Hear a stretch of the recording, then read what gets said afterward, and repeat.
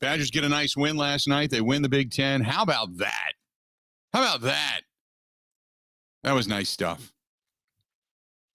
That was nice stuff. Big win last night. Is Ben Kenny back today? I'm back, Bill. It's great to be back. How about you? I'm a little hungover. What a way to come back. Now, how late were you out partying last night after the onslaught onto the court? The wee hours of the morning. Okay. You're forgiven. No problem. You can come in here. You could have come in here today and went, Bill, don't even come to me. I'm so effed up. I'm still drunk. Wet myself. Ebo and Rowdy are running down the hall to get paper towels right now, but I'm here. And that would have been perfectly acceptable. I mean, on my end, because I don't have to clean anything up. But that's fine. That was a nice win last night. It was a big win in the positive.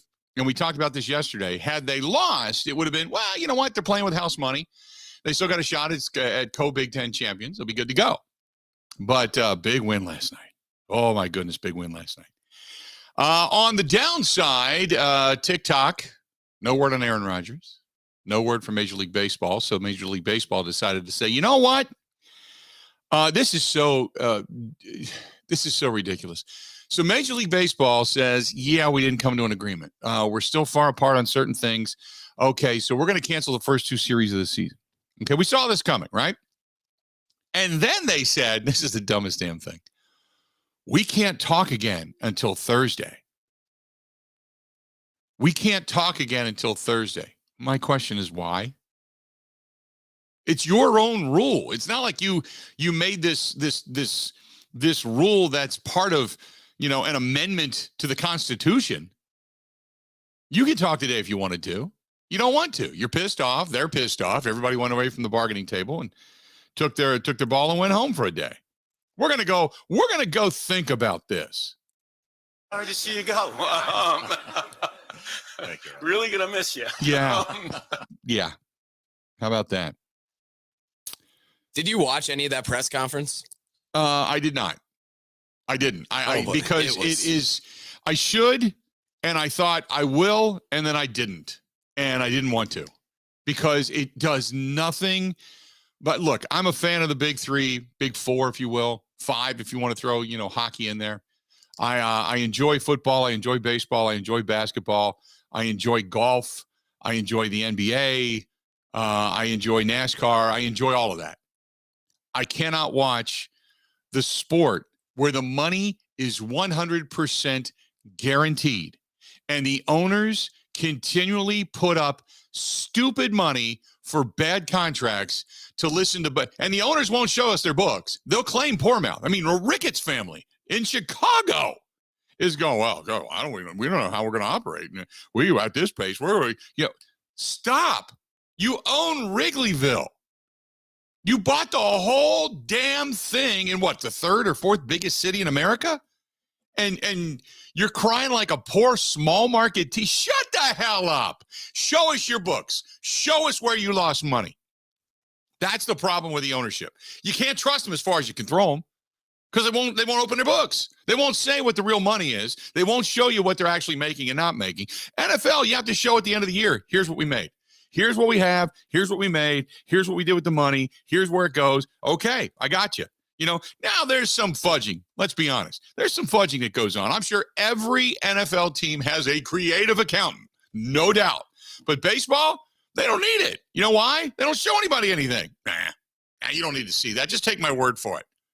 My lips are moving, right? Take my word for it. Shut the hell up.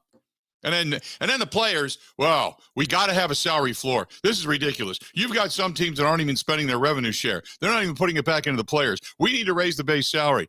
Wait, what? A luxury tax? No, we're not going to put any kind of a cap on this. We want all the money guaranteed. We want all the money now. We want all the money right here, right now. We never want it to end. We never want the spigot to be shut off. We never want it capped. Sorry. Shut up. Baseball has disgusted me and pissed me off. I'll go back as a fan. I'll admit that. It's part of what I do for a living. But I saw this coming when Bud Selig sat up there and said, I'm going to be stepping down. And then he turns to this guy. This guy looks like Templeton the Rat out of the old Charlotte's Web cartoon, but this guy's going to be running baseball. Well, who's this guy? His name's Rob Manfred. He's negotiated a lot of deals. You know why? He's an attorney. He doesn't give a damn about baseball. So it is what it is. So what did you think of the presser that you watched? Oh, well, it was a disaster. He started laughing. And this is the guy that called the World Series trophy a hunk of metal. A hunk, which the players like still, by the way, still bring up. The players still bring that up. But I guess it's good that I slept for like 4 hours last night because I don't have energy to get mad at Manfred today. Right. I get it. But it's a joke. And they tried to fine print the players out of something. Like when they put that last offer in at 5 yesterday, whenever the time was, they put extra stuff in the fine print, thinking the players would be so tired and not read it. Right. I don't understand. If you're not making money, show everybody, because it's easy to show everybody you're not making money. You don't want to show everybody what you're making. But when you say you're not making money and you won't show anybody you're not making money, then it's wrong. Then we all know you're a liar. I mean, it's that simple. You're a liar. So I don't know what they're going to do. I don't know ultimately what it's going to come down to. This is what's going to happen is the owners are going to continue this path because they got money. Other businesses subsidize their business. Meanwhile, you've got cities out in Arizona, you got cities down in Florida that have banked upon the last 3 seasons, money coming in via spring training, millions and millions and tens of millions, hundreds of millions of dollars, and they're not getting it. They're not getting that revenue. It's not coming because these two entities, COVID had something to do with it, don't get me wrong, but these two entities can't get it together. Okay?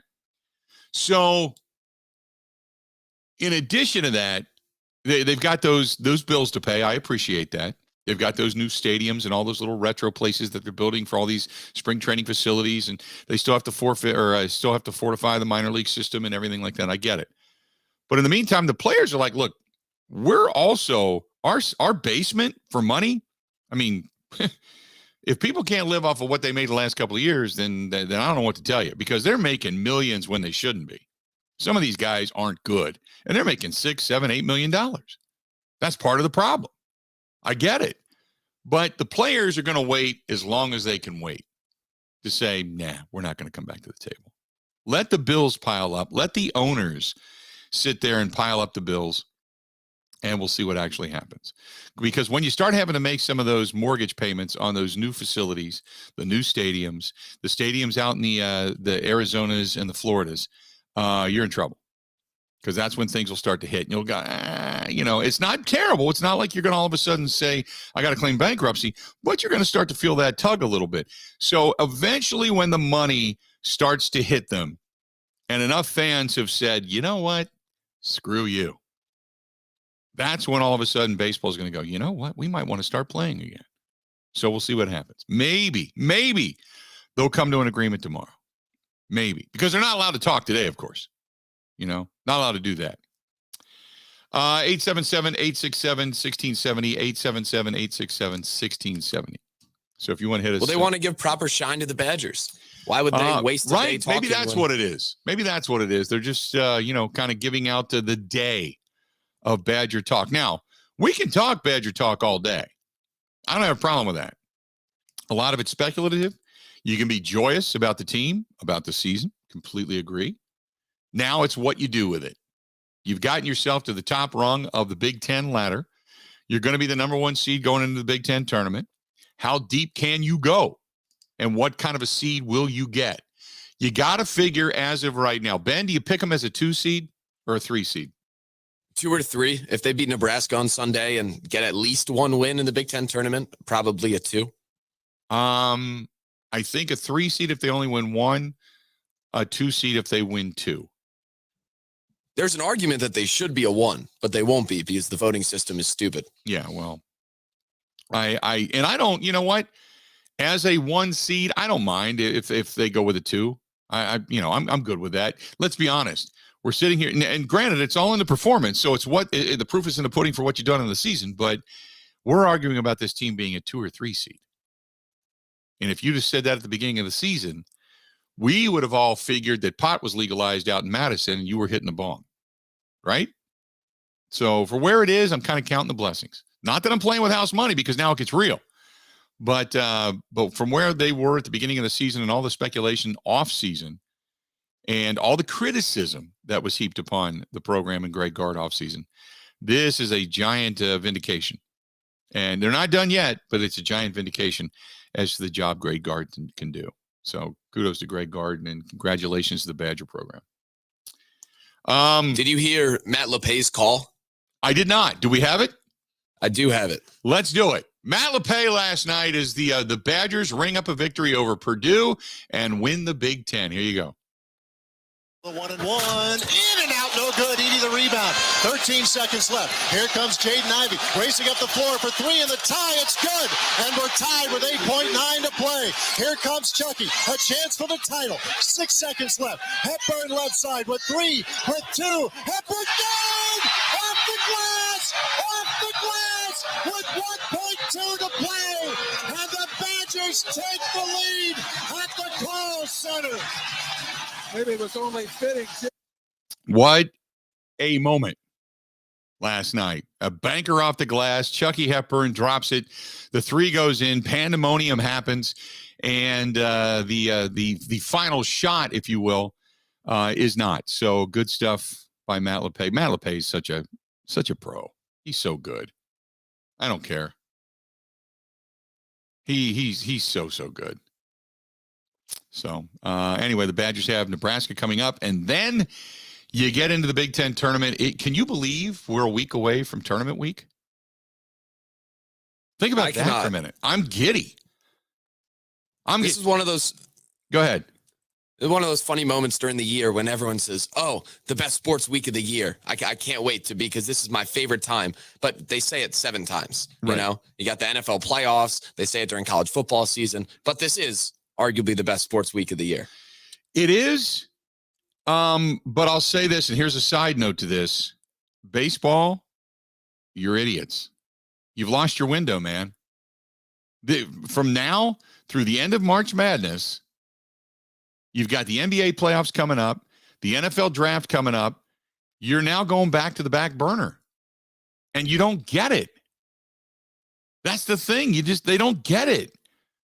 You're because this is the time of year we all have optimism. We're all looking forward to things. We're all giddy. And this is what we talk about. It's baseball. And now we're getting into the conference tournaments, then into the March Madness. Then everybody's got a poll.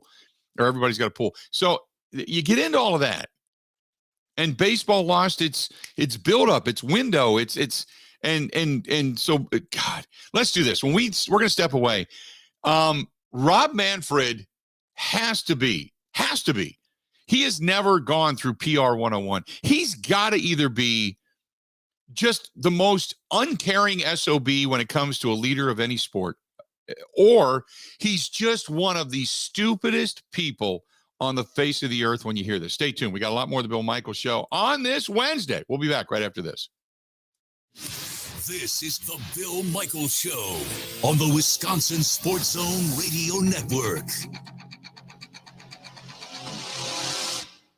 Now, Gina Della from Pella, Windows and Doors of Wisconsin, with some choice words. Oh, do I have some choice words? One window line fits all? Where's the choice in that? Sounds more like take it or leave it, to which I say leave it and choose Pella Windows and Doors of Wisconsin. Talk about choices. Others may have 1 or 2 window lines, but with Pella, you'll choose from Pella's 6 lines to suit your taste and budget. 2 lines of energy-efficient, budget-friendly vinyl windows, Pella Impervia, the strongest material for windows, to 3 lines of luxurious wood windows, traditional to contemporary. Speaking of choices, right now choose 18 months no payments and no interest, or $300 off each window, $700 off a Pella entry system, and $1,000 off a patio door. Whatever you choose, just be sure to book your choices by March 31st. Set your free consultation now at PellaWI.com. Supply for details.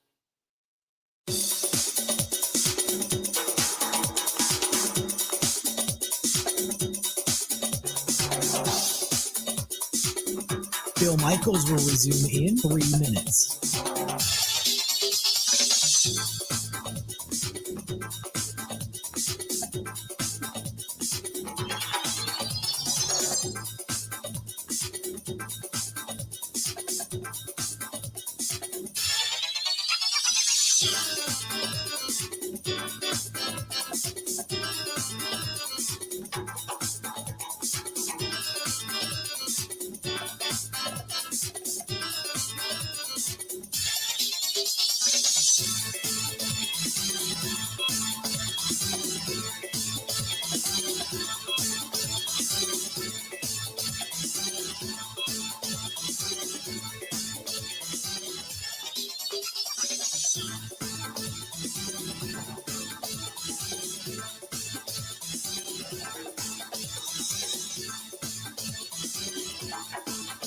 Bill Michaels will resume in 2 minutes.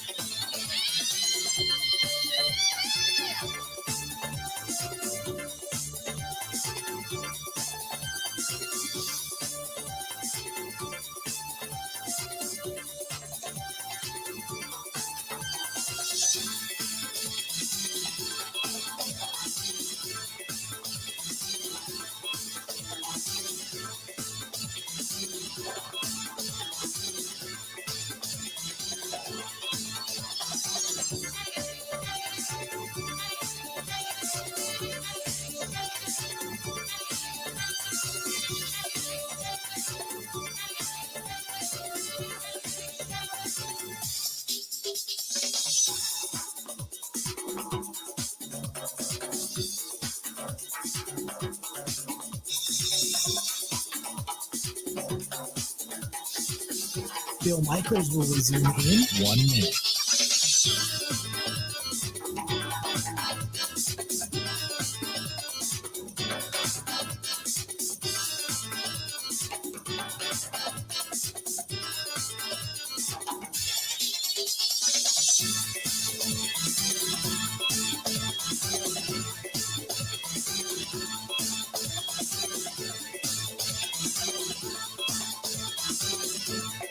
Bill Michaels will resume in 30 seconds.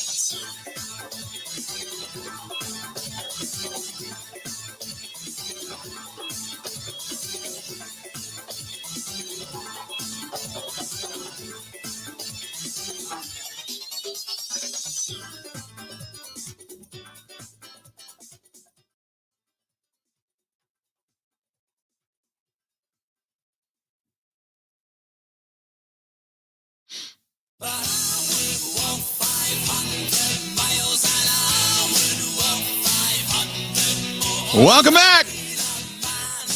How we looking? Bill Michaels Show, we continue on. So, Rob Manfred, the head of Major League Baseball, the game that you and I love. Wish we were getting ready for, in a few weeks, to be cooking up brats, burgers, hot dogs, throwing a baseball, throwing a football, a little bit of bags going on out in front of American Family Field. Not going to happen. Not going to happen. You got this clown running baseball. Now, I'm not saying it's all on the owners, and I'm not saying it's all on the players. I think there's a lot of greed. There's enough greed to go around. But this moron had this to say about only having 10 days to get this done. Take a listen. Hey, Rob, understanding that deadlines create urgency, you locked out the players to jumpstart the negotiations. It feels like real bargaining went on just in the last 24 to 36 hours. I'm sure people are wondering why not over the last three months or even longer to get to a point where you're not necessarily canceling games because there's some momentum here. Yeah, I think the best answer to that question is the last 10 days. We've been here ready to bargain, full committees, owners, players for 10 days, and it got going 2 days before the deadline. That's the best explanation I can give you. What? What? That's the best? You're the head of Major League Baseball? That's the best you can do, ladies and gentlemen. You hear that? That's Rob Manfred trying to get his head out of his ass. That's the best you can do? 3 months, 2 months, a month. In the last 10 days, we've all been together waiting to negotiate, but that's the best we can do. Good God. That's... Take a listen to what else he had to say about canceling games. Good afternoon, everyone. I had hoped against hope that I would not have to have this particular press conference in which I am going to cancel some regular season games.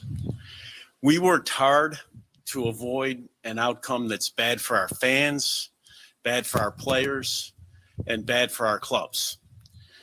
I want to assure our fans that our failure to reach an agreement was not due to a lack of effort by either party. Yeah, it was. The players came here for 9 days. They worked hard. They tried to make a deal, and I appreciate their effort. Our committee of club representatives committed to the process. They offered compromise after compromise and hung in past the deadline to make sure that we exhausted every possibility of reaching an agreement before the cancellation of games. So far, the parties have failed to achieve their mutual goal of reaching an agreement. The unfortunate thing, maybe the most unfortunate thing, is that agreement, the one we've offered to our players, offered huge benefits for our fans and for our players. We have listened to the Players Association throughout the process. It offered huge benefits to our fans. What benefit? Ben, is there something I'm missing? Were the fans represented here at all? I'm stuck on committees committing to things. This guy's an idiot. He did say he trusted the process. Yeah, this guy's a moron. Who writes the speeches for this guy? For our fans? What are you? You giving us a rebate? Lowering ticket prices? How about lowering beer prices? Let's start there. You're going to take away some of the ridiculous surcharges? Oh, by the way, maybe, just maybe, if you buy the MLB app, you're able to watch your own team? This guy's a moron. Do we have anything else from this guy? Just him laughing. And he laughed. He laughed. I don't get it. Sorry to see you go. Thank you. Really gonna miss you. Good God. I just cannot. Look, I've always had a bias against Rob Manfred to begin with. I thought he was a bit of a clown, even when he was under Bud Selig. Bud trusted him. He was a good second in command because you could tell him what to do and he would do it. But he's not a leader. I mean, he's getting paid either way, right? He doesn't care. He's getting his money from the owners because his salary isn't being cut. I am flabbergasted that the owners have this clown as their representation standing up at a microphone laughing and saying that, well, the players didn't get here until 9 days. We were here 10 days. Are you an idiot? You locked them out and this is the best you can do? Oh, we only had 9 days. Does he not realize how far out of touch he is with fans? Bud Selig was a fan of baseball. Say what you want about Bud Selig. He loved baseball. He knew the value of the game. He knew where it was. He knew what it meant to fans. He walked through stadiums, shook hands, talked to kids. You could see it. We would see it here. This guy is just, I don't know. I don't know why I'm getting so upset because it's nothing. I didn't expect more out of him. So it's just, it's sad. It's sad that baseball. See you go. Right. Yeah, he doesn't care. He doesn't care. Sorry to see you go.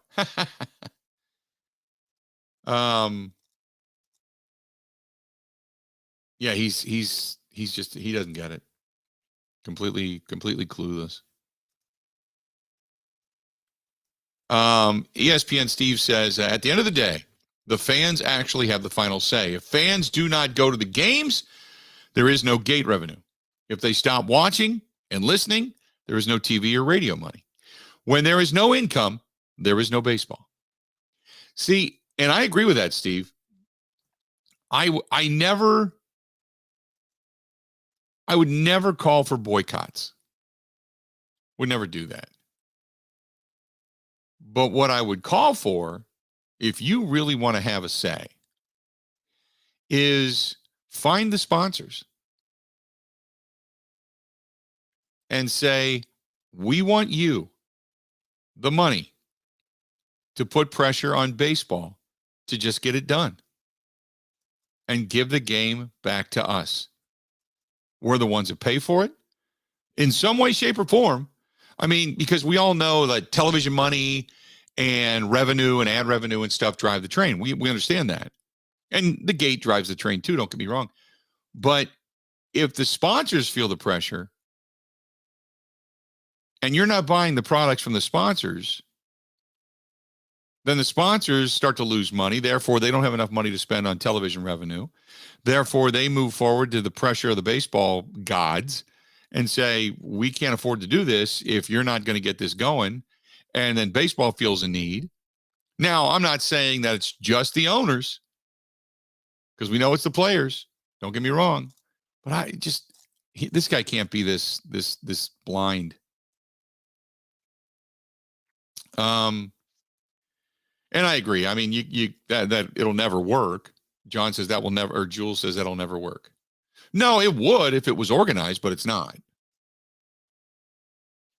But if say, pick a sponsor. If that sponsor gets 100 phone calls a day, that raises an eyebrow at a switchboard or at a front office or whomever fills up their inbox. That raises an eyebrow. They do listen. Sponsors do listen. Trust me. If I say something completely egregious and somebody calls one of my sponsors, I've heard about it. I've been asked about it. Now, the majority of the time, it's usually something that is said via press conference or by another caller or something. It's something that I didn't say, but no, they'll ask. They do have a concern. They got to protect their brand. Ricky says, I can't watch my Brewers on any channel I get in the first place, so it's ridiculous. Screw them. I can't care about it any longer. So anyway, that's where baseball's at. The almighty God that is the wizard, Rob Manfred, has spoken. More than Bill Michael. I'm surprised Go ahead, Ben. I'm surprised there weren't blackout restrictions on the press conference. I know, right? Well, it was sold out, so they would, well, that's football. We can't even go there. Yeah, I'm surprised they didn't black it out on the MLB network. Well, you can't show, where was it, in New York, or where were they? Out in Arizona? Yeah, or Florida. Or Florida, one of the two. Warm. Yeah, it was somewhere warm. So I am surprised whatever state that was, they were even allowed to see it. More of the Bill Michael Show next. Covering Wisconsin sports like a blanket. This is the Bill Michael Show on the Wisconsin Sports Zone Radio Network. Catch all the racing action at Road America. Camping and corporate events available as well. Go to roadamerica.com for all the information. Road America, America's national park of speed.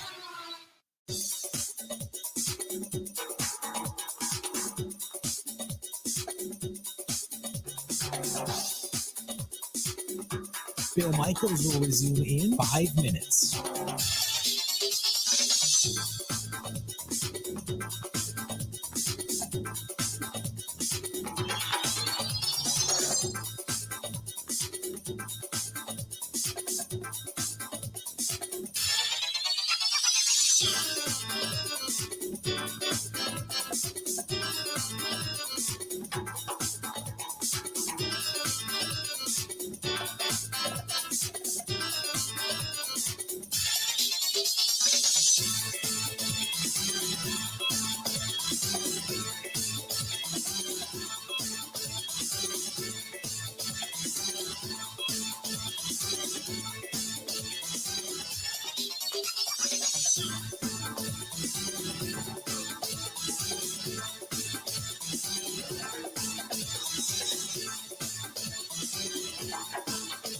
Bill Michaels will resume in 4 minutes.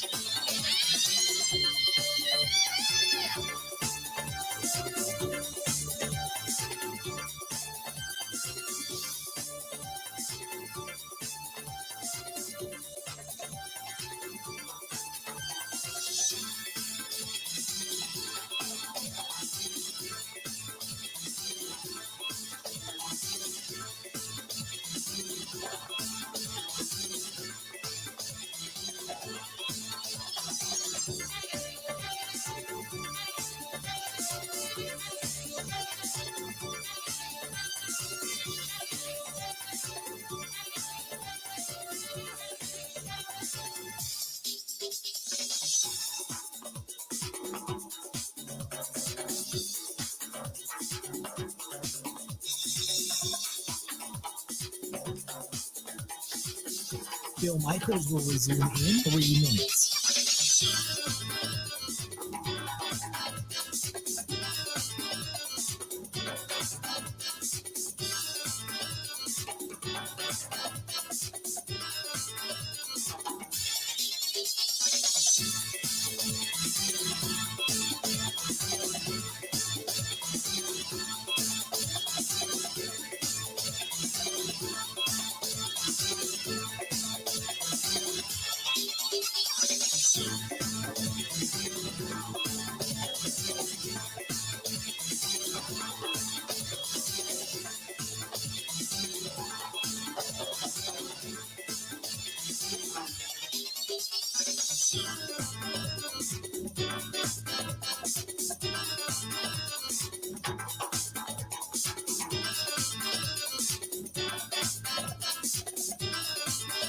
Bill Michaels will resume in 2 minutes.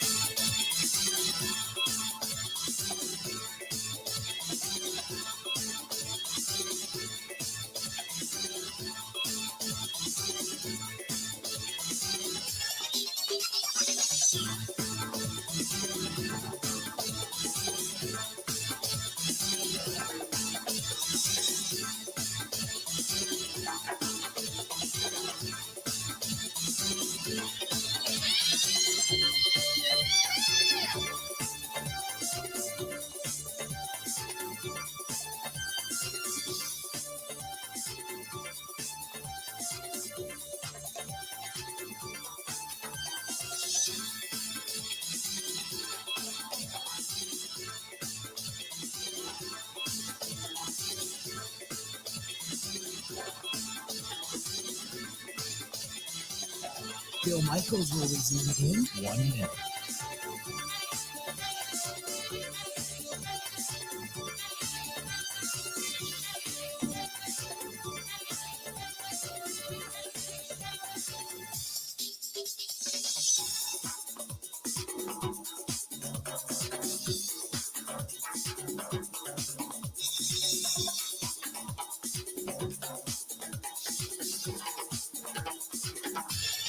Bill Michaels will resume in 30 seconds.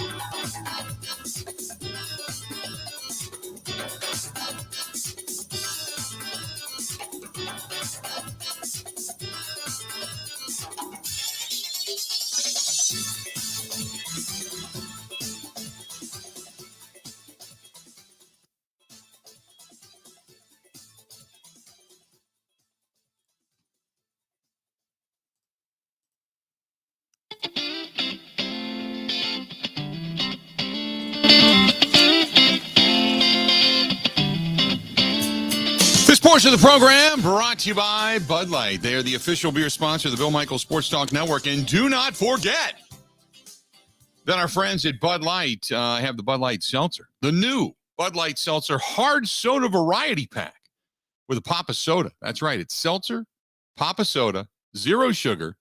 Bud Light Seltzer hard soda, the loudest flavors ever.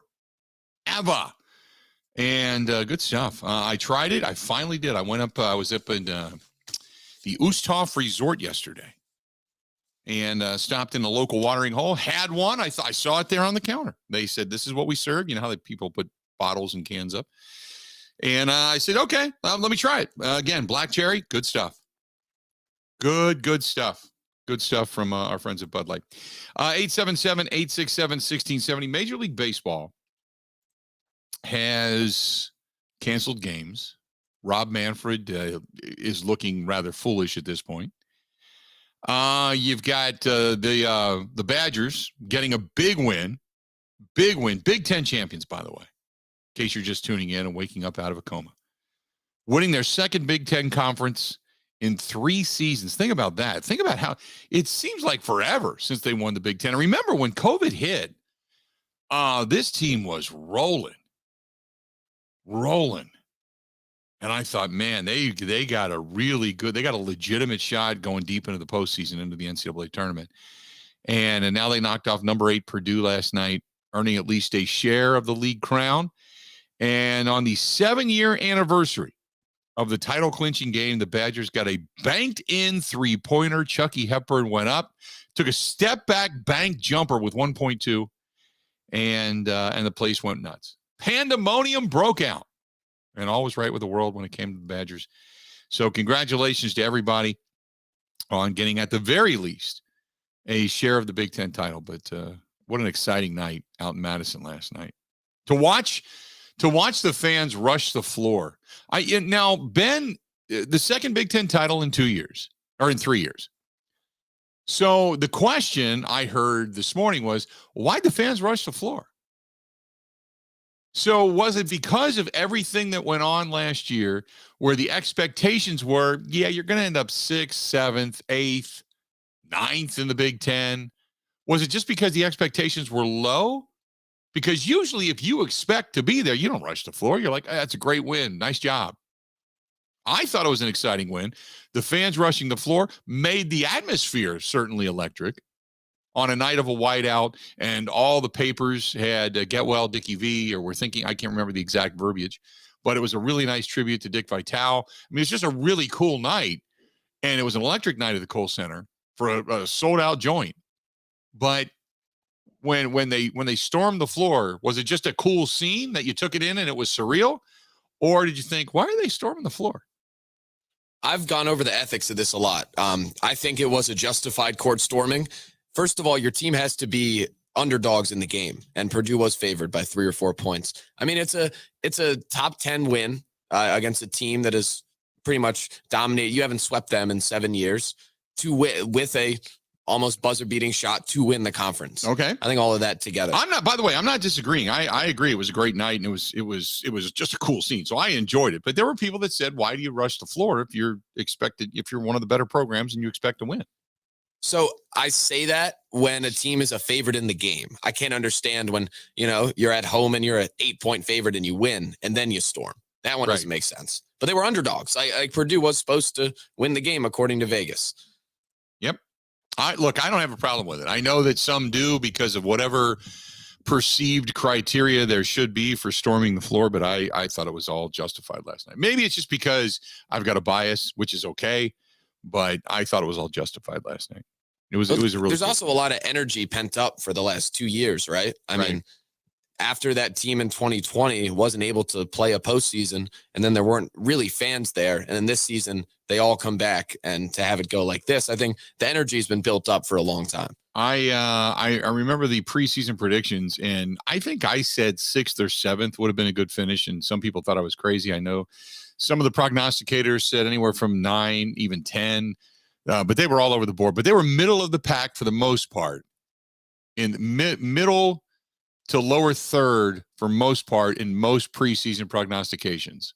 So to then turn around as an underdog and win the Big Ten, sweeping Purdue, a team that had been near the top in the top 5 pretty much all season long, and a team that really you started the downfall, so to speak, and then to beat what was considered to be the best team in the Big Ten to win it, that was a huge, huge night. I think all that criteria is there to storm the court. So I agree with you. I think that the Badgers fans, the students, had every right to do it last night, and I thought it was cool. Didn't see any issues. Didn't see any, any altercations or anything like that when it came to, students storming the court just for sheer jubilation. So I enjoyed it. Well, that's because we were all careful to not touch anybody's elbow, because then you might get hit in the face. Right. 877-867-1670. 877-867-1670. You want to hit us up? Give us a shout. 877-867-1670. That's the phone number. Hit us up over on Twitter at Bill_Michaels. At Bill_Michaels. Also, you can find us on the Facebook fan page. Go to facebook.com/The Bill Michaels Show. You can subscribe absolutely free of charge on YouTube. Watch the show. Just pay attention to it. Turn it on your laptop. If you're in the office, if you're cruising around, whatever it happens to be, you can watch it, listen to it via YouTube. Check that out as well. You can always find us over on youtube.com/Bill Michaels, Michaels, Bill Michaels Show. And also you can download the app, The Zone out in Madison, WOZN, The Zone in Madison. Put it on your phone, download it, just tap it. Boom, there we go. up and running. You can get Ebo and Nelson in the morning. You can get Grant Bills. You can get the big announcement. That was the Thursday night show, 6 to 7. You excited for that? Does that start tomorrow? No, it starts next week. Zach is on vacation getting married right now. Is he so really? When he comes back, we're going to start it up. Good for him. I did not realize that he was not married yet. I don't know why I figured that he wasn't. He's in Hawaii, which is warmer and nicer than it is even here. Nicer, yeah, that he's in Hawaii. Oh, yeah. Well, there you go. So it starts next Thursday. It'll be, what's the name of the show? It's just basically all Badgers all the time. Kenny and Heilprin, obviously a lot of roadblocks with licensing and what we actually can name it. You got top billing in that over the sports director. Good for you. It wasn't a point of contention. Okay, good for you, man. Is what it is. Awesome. There you go. But so yeah, you got top sports. billing. Nice. All Kenny all the time. There you go. And it's all Wisconsin, and by that I mean all Wisconsin, UW-Madison, Wisconsin, correct? Yes. Okay. Just so we're clear on that. I don't want anybody tuning in, hoping to hear Admiral scores, and not getting what they're thinking. So there you go. Good stuff. Let's do this. We're going to step away. We'll take a quick break. We'll come back after that big announcement that Ben Kenny and Zach Heilprin will bringing you all Wisconsin a week from tomorrow night. The much anticipated startup that is going to happen every Thursday night with Kenny and Heilprin. We're going to step away, take a quick break, come back. More of the Bill Michaels Show coming up next. Covering Wisconsin sports like a blanket. This is the Bill Michaels Show on the Wisconsin Sports Zone Radio Network.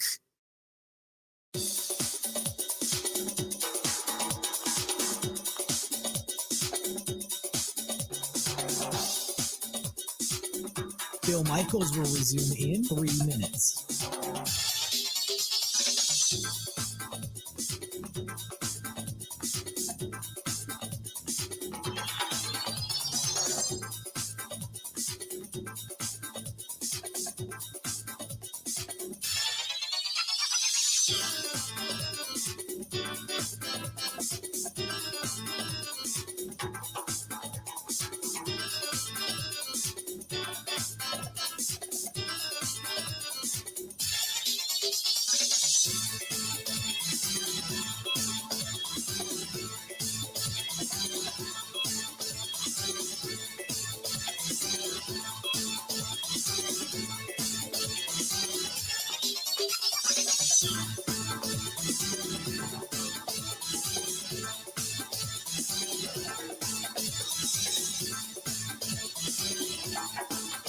Bill Michaels will resume in 2 minutes.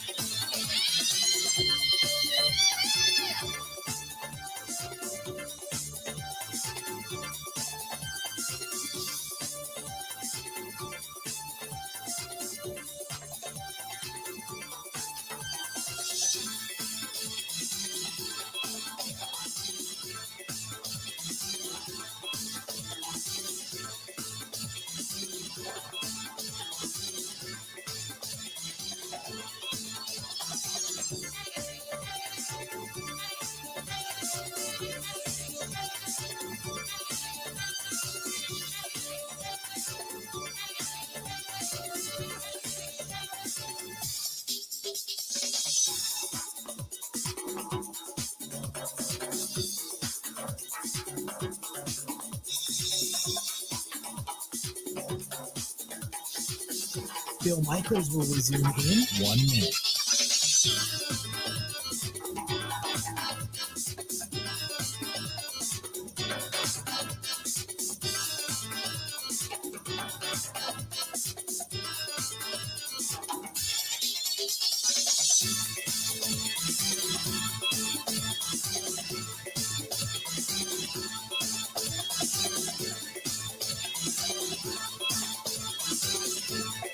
Bill Michaels will resume in 30 seconds.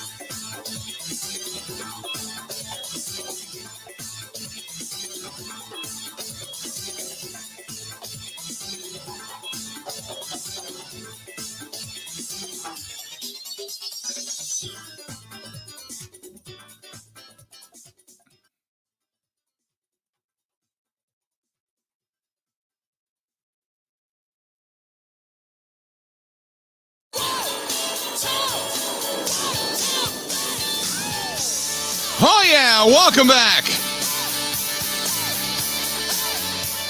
Bill Michaels Show. Continuing on. Glad to have you on board.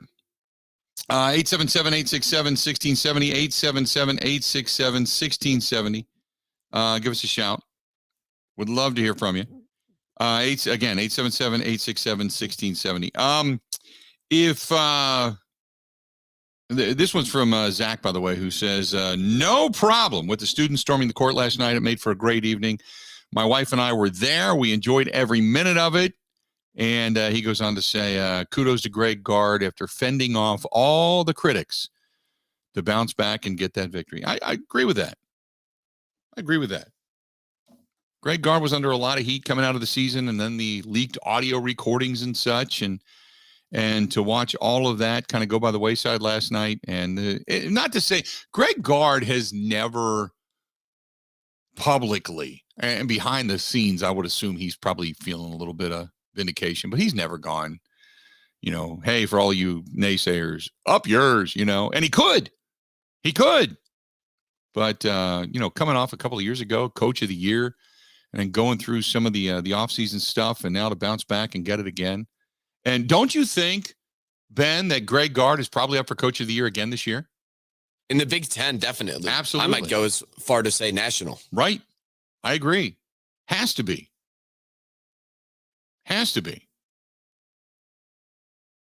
And maybe we get Dan Dockich on the program. Dan's always been pretty outspoken in favor of Greg Gard as well. But I think he should be the Big Ten coach of the year after last night's contest. You let the voting begin for what he's done. 877-867-1670. If you want to give us a shout, do it. This was from Mark, who says, kudos to the Badgers. Exciting times right now in the state of Wisconsin. The Bucks are on pace to win yet another championship, and he's got in parentheses, I still believe they will. The Badgers are going to go deep into the postseason. Aaron Rodgers is going to come back, and eventually we'll have baseball. What an exciting time to live in the state of Wisconsin. Really, when you think about it, right? When you think about it, with the state, football had a little bit of a down year, okay? In the mid portion of the season, they kind of built our hopes back up just to kind of let us back down. Now there's a big off season. Obviously, Ingram being hired, there's some changes going on there. Good things, I believe, are going to start happening for Wisconsin football and Paul Chryst. Greg Gard bounces back. The Packers come off of a pretty spectacular season, only to be completely deflated at the end, but there still is a lot of optimism in the air. I believe what he just wrote about the Bucs. I think still the Bucs are the team to beat. Brooklyn and Philadelphia are the two teams that are going to be the toughest outs. After that, I don't think there is anybody. And the West is pretty much Golden State and Phoenix, and that's it. There's 5 teams that I think have a legitimate shot at winning a championship. And if the Bucs are healthy, I think the Bucs sit most likely atop that leaderboard. But you have to have everybody firing on all cylinders to do so. Anyway, but I think the Bucs are on pace. And I think the Brewers are pretty much poised for a pretty good season. I think a lot of it is going to hinge on Christian Yelich and his bat. I think the pitching staff is solid. I don't even think they're done with moves yet. But we got to wait until they kind of say open the gates again. But so there's a lot of optimism. And you continue to forget we've got Northwoods League baseball that's going to begin again, which is fantastic. And the Milwaukee Admirals are kicking ass in the AHL, the minor league of hockey. So, and they could be on their way. Yet, and it would be apropos if they won a Calder Cup coming out of COVID, because they were on pace to win a Calder Cup when COVID hit. So they could win a championship as well. I'm fired up about all of this. I just am. Dan says Gard should be the national coach of the year. Wisconsin was not on anybody's radar and was expected to be middle of the pack at best.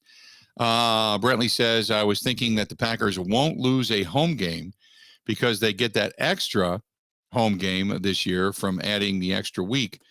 So 8 home games, 8 away, and now London as a home game. But ultimately, they are still taking a home game away.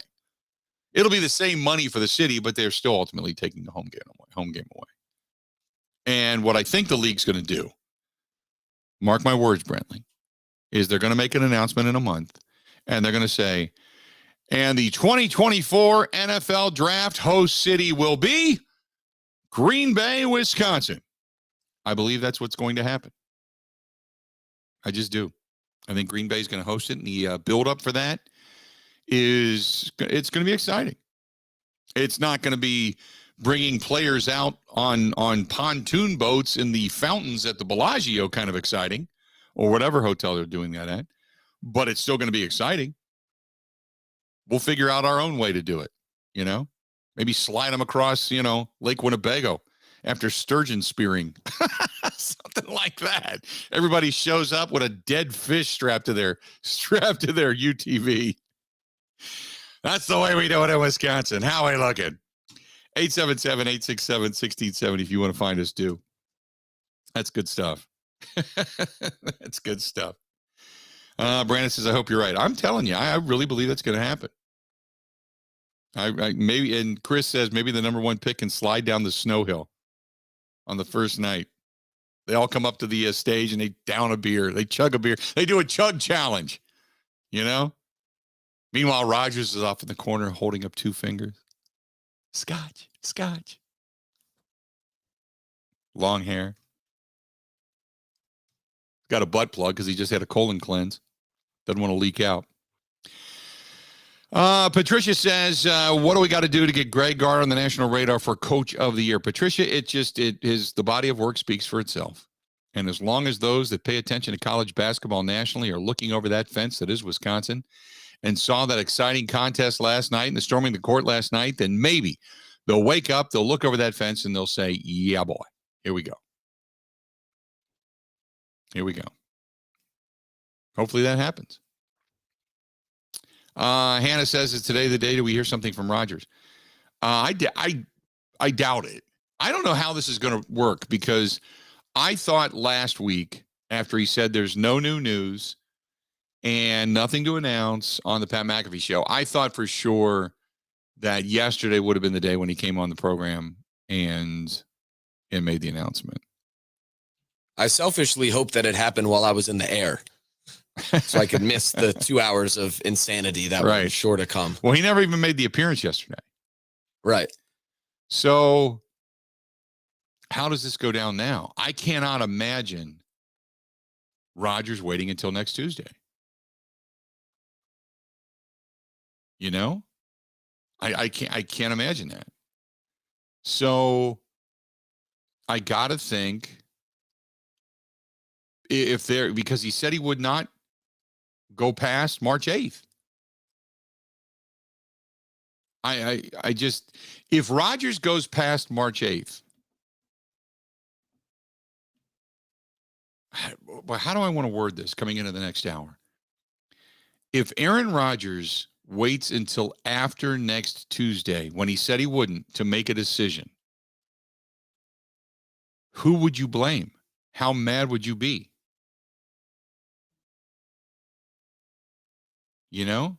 We'll get into that coming up in the next hour. I think it's legit. Coming up after the top of the hour, Ben Wargle for Rivals.com covers the Wisconsin Badgers. We're going to talk a little more Badger. Got to today. It's got to be a fun day, right? Got to have some good Badger chatter after they cut down the nets for the Big Ten title last night. The regular season champions. We'll get into that coming up. But in the next hour, I do want to get into that discussion. I want to know, and I'm only throwing this out there as a what if, but what happens if Rodgers goes past next Tuesday when he said he wouldn't? And what really stinks is if they make the announcement on the day that free agency ends. It's because there's a lot of people that really feel that this is wrong. This is now getting to the point of selfishness because other players' fates hang in the balance. And that this, it just isn't right. And Brian Gutekunst talked a little bit about it yesterday, but really does believe after he went off to the sidebar and talked to some people kind of on the without the recorders rolling, he really believes this is a championship level team. They just need to tweak it. And they're waiting on what they can do until Rodgers makes his decision. So we'll discuss coming up the next hour. Talk a little bit more about that. Ben Wargle, Rivals.com. Going to talk with him in regards to this Wisconsin Badger team and the likelihood that Greg Gard is not only named the coach of the year via the Big Ten, but also nationally. Getting into that discussion coming up. Stay tuned. More of the Bill Michaels Show coming up right after this.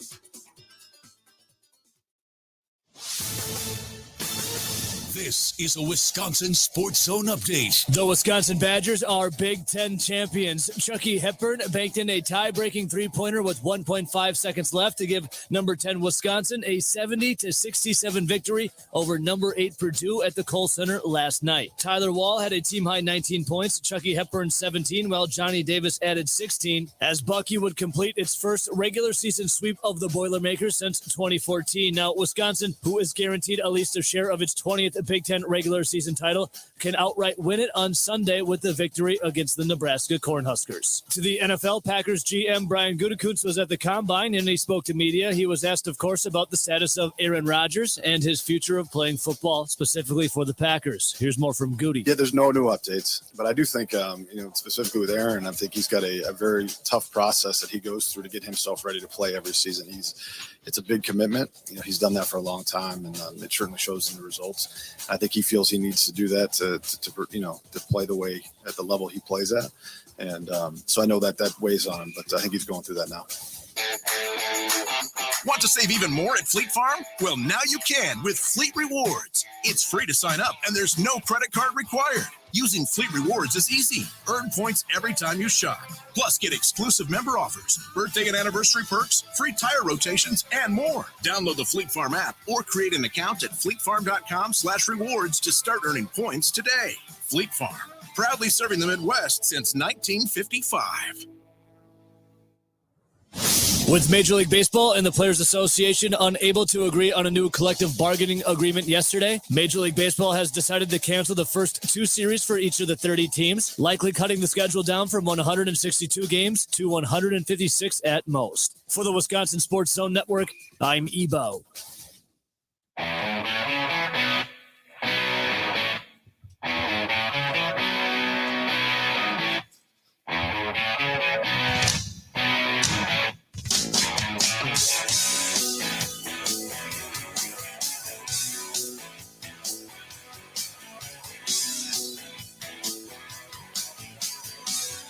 Welcome back. Glad to have you.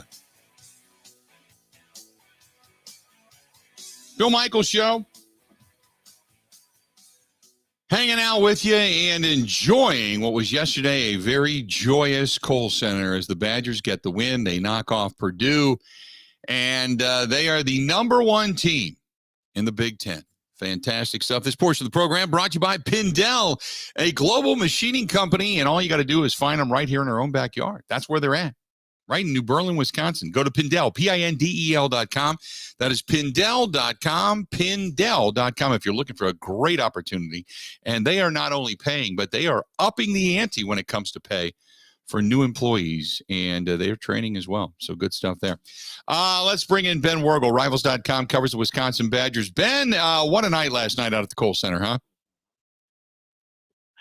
Yeah, Bill, I've been around this team, covering this program since 2003. And there's been some good ones over the time period there. There's been some loud environments, and I don't know if it's because I'm getting a little bit older or they put in new speakers, but that building was as loud as I've heard it in almost 20 years last night. It was a great atmosphere, and it was a fantastic college basketball game. Both teams are quality programs. Both have a lineup that can carry them in this month, and it came down to a kiss off the glass and a court storming last night. It was a really fun atmosphere just to kind of sit and soak in while we're on deadline. So let's start first and foremost. Greg Gard, Coach of the Year in the Big Ten, hands down. I don't know who else you could vote for a program picked to finish 10th in the league, considering all he had to replace, a team that really didn't have a proven scorer coming back. They brought back one senior who was one of the worst two-point shooters in the country last season, in Brad Davison. So many newcomers to this program, so many underclassmen. And this team, you expected this team to have some bumps in the road, some dips and some valleys, and they really haven't had any really bad performances. And we're entering here, the second day of March. They have been remarkably consistent. They've been gritty. They've been tough.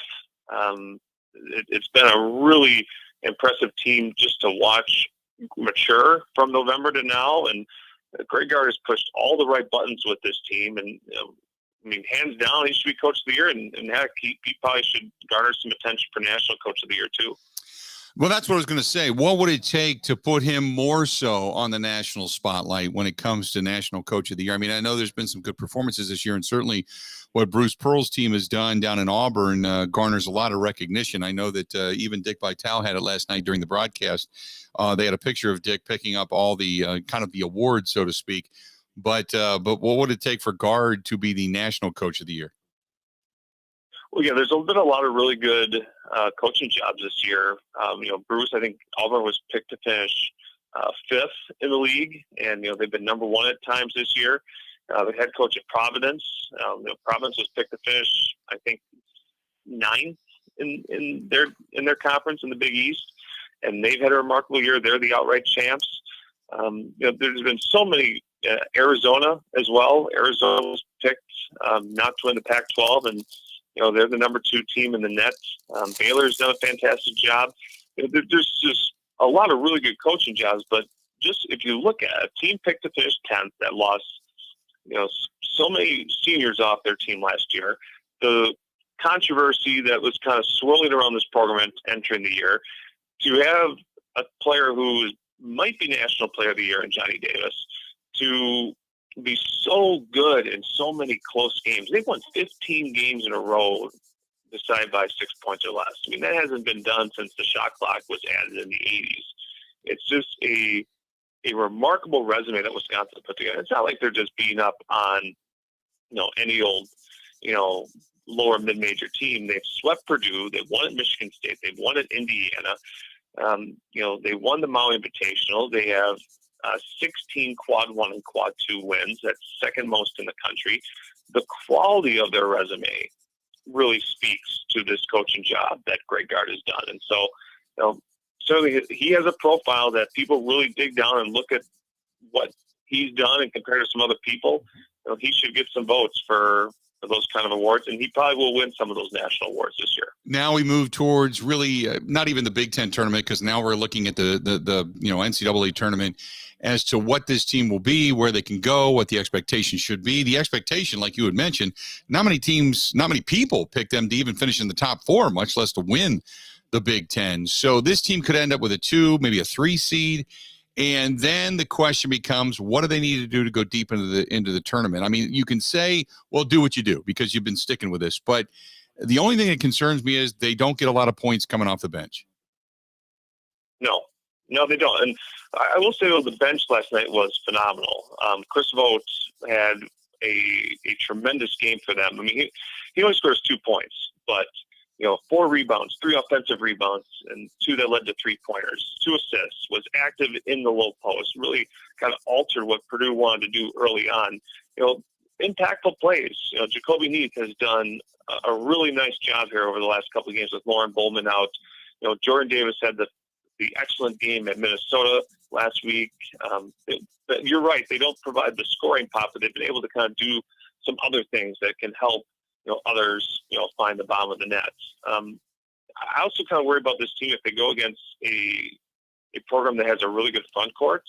You kind of look at the Big Ten teams that have had success against them. Zach Edey has really kind of torn them up over 2 years. He's beaten up a lot of people, to be fair. But Edey had a good game last night, 17 points, missed a couple of easy ones, so he probably should have had at least 20. You look at Illinois, Kofi Coburn had dropped 30 plus against them. Hunter Dickinson of Michigan had his way with them in the first half for a stretch. Trace Jackson Davis of Indiana in the second half for a little bit. So if you come across a team that's got a really good low post presence, I think that could be an issue with Wisconsin, especially if they don't shoot the ball particularly well, which they've kind of had ebbs and flows with over the last couple weeks or so. But you look at this team and you look at the resume, like I mentioned, 16 quad 1 and quad 2 wins. Their computer numbers aren't great, in part because they have some close wins against some teams that are not going to be playing in the NCAA tournament. But again, wins are wins, and they've put together a phenomenal profile. They're a win away against Nebraska or an Illinois loss to Penn State or Iowa from being the outright Big Ten champions. They probably have locked up a 3. They could possibly get pushed to a 2. It depends how the committee looks at their profile and looks at 2 of those losses, because they didn't have Johnny Davis against Providence. They didn't have Tyler Well against Michigan State. They're in an excellent position to open the tournament in Milwaukee, playing just, a little more than an hour down the road in front of your home fans. That's really benefited them in the past. 8 years ago, when they had that big comeback against Oregon, I believe it was. I think it was 8 years ago. So they're in a great spot. They're in a great spot to, have a good seed, be in a good region, and truthfully, like you said, no one expected them to be here. So in a way, they're playing with house money from now until the end of the year. And really, whatever happens, people are going to look back at the season and say this was a complete success for this program moving forward. Here's the next question. When it comes to close games, and I have learned that it's unpredictable, this team, and Ben has called them gritty, and they are. They've figured out the way to win close games, and they've 14 or 15 games now that they have won. 6 points or less, and they continue to trudge through, and these close games don't seem to faze them.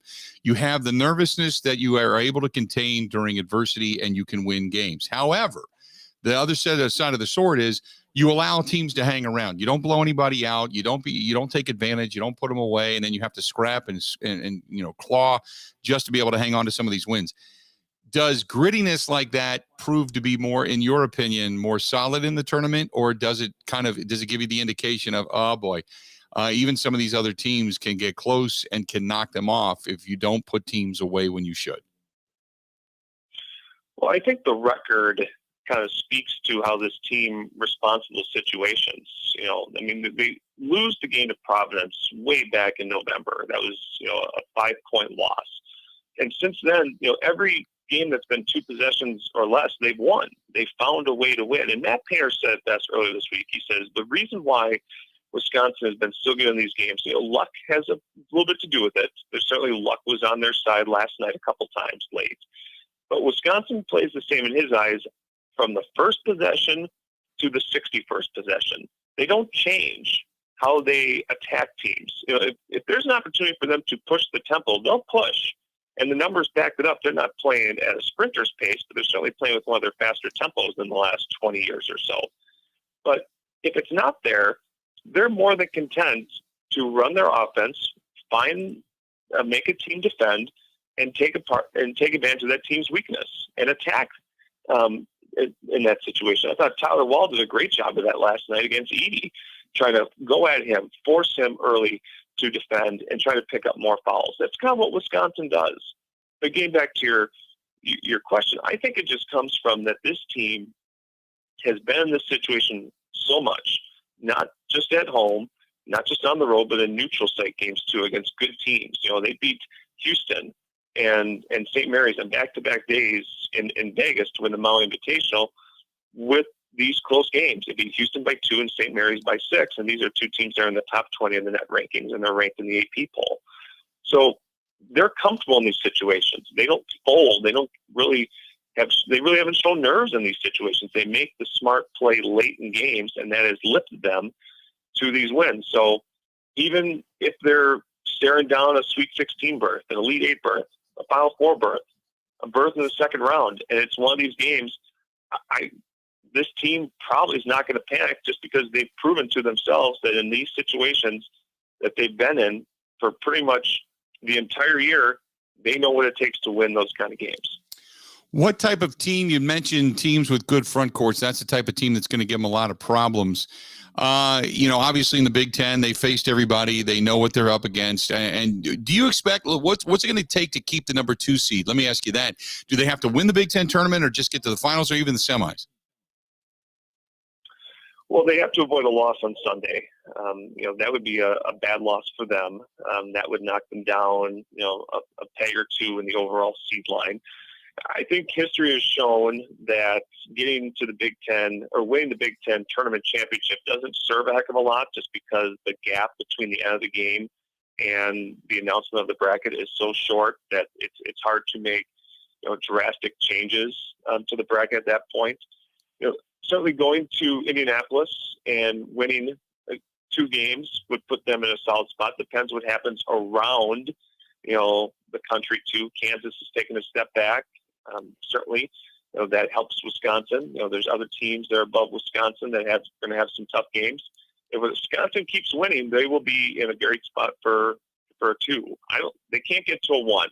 There's not enough quality opponents left, in my opinion, for them to get up to that 1 line. But they surely have a profile that's worthy of a 1, and they have a profile that's worthy of a 2. You just have to kind of avoid any of these hiccups coming up, and Sunday against Nebraska, that would certainly qualify as a hiccup that would prevent them from climbing up that seed rung a little bit higher. Ben, good stuff as always, man. I appreciate it. We'll get you back on once we get to the NCAA tournament. We'll have a lot of tournament talk, a lot of hoops to talk about. I appreciate it, though, okay? Yeah, looking forward to it. Thanks, Bill. Absolutely, buddy. Talk to you soon. There you go. Ben Wargle from Rivals.com, and that's where you can read his stuff. Always does a terrific job, and we thank him for coming on, and always great to get him on with us as well. And you can find him over there on Twitter.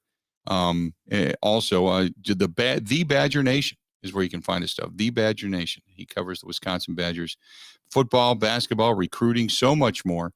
And you can find his stuff right there. Go to wisconsin.rivals.com. That is wisconsin.rivals.com. This portion of the program brought to you by our friends at Quick Trip. You talk about some great offers.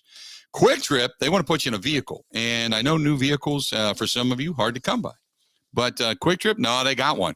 They've got a brand new 2022 Chevy Tahoe they want to give away. And right now, you can get opportunities to win this thing. Here's how you do it. You go into any Quick Trip. You can purchase a Quick Trip take-home meal or a 20-ounce Coke or Smart Water and earn some extra scratches that way.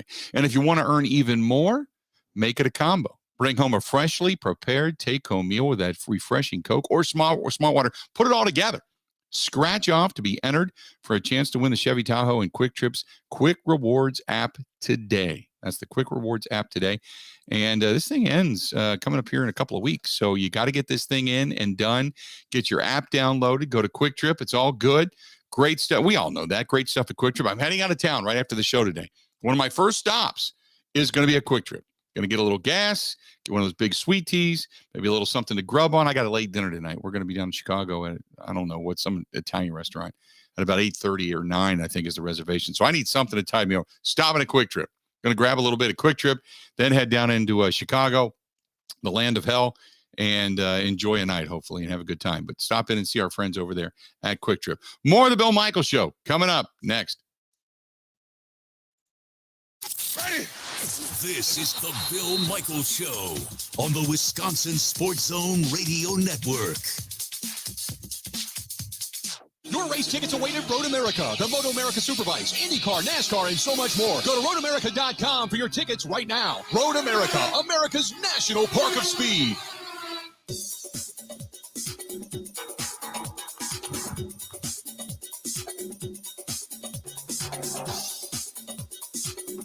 Bill Michaels will resume in 3 minutes.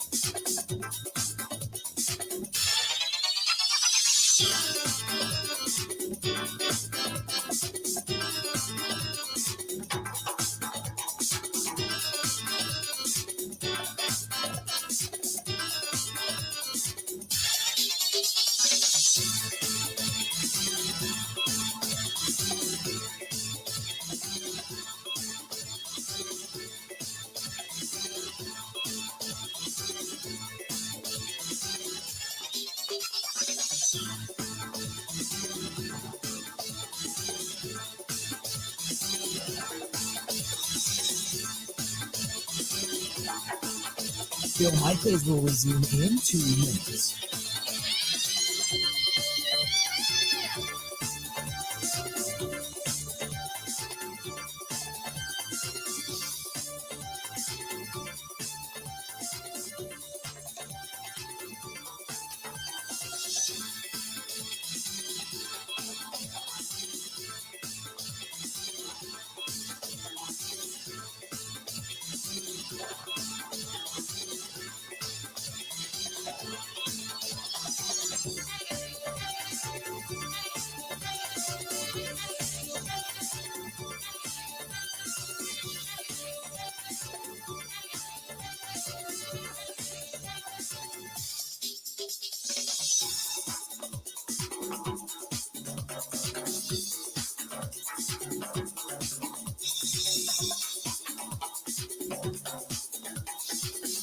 Bill Michaels will resume in 1 minute.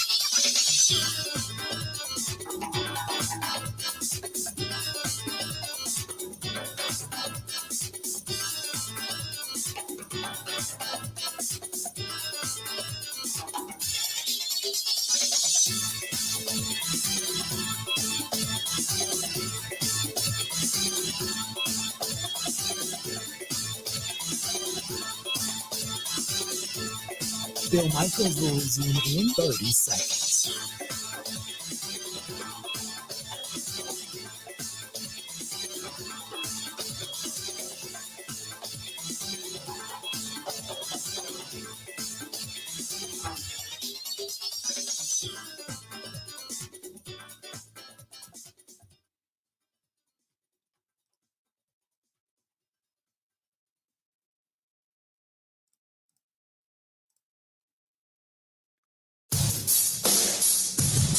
I think it's obviously we're planning for a lot of different scenarios, but certainly once we kind of get the situation with Aaron figured out, then everything can kind of follow. So that's kind of where we're at.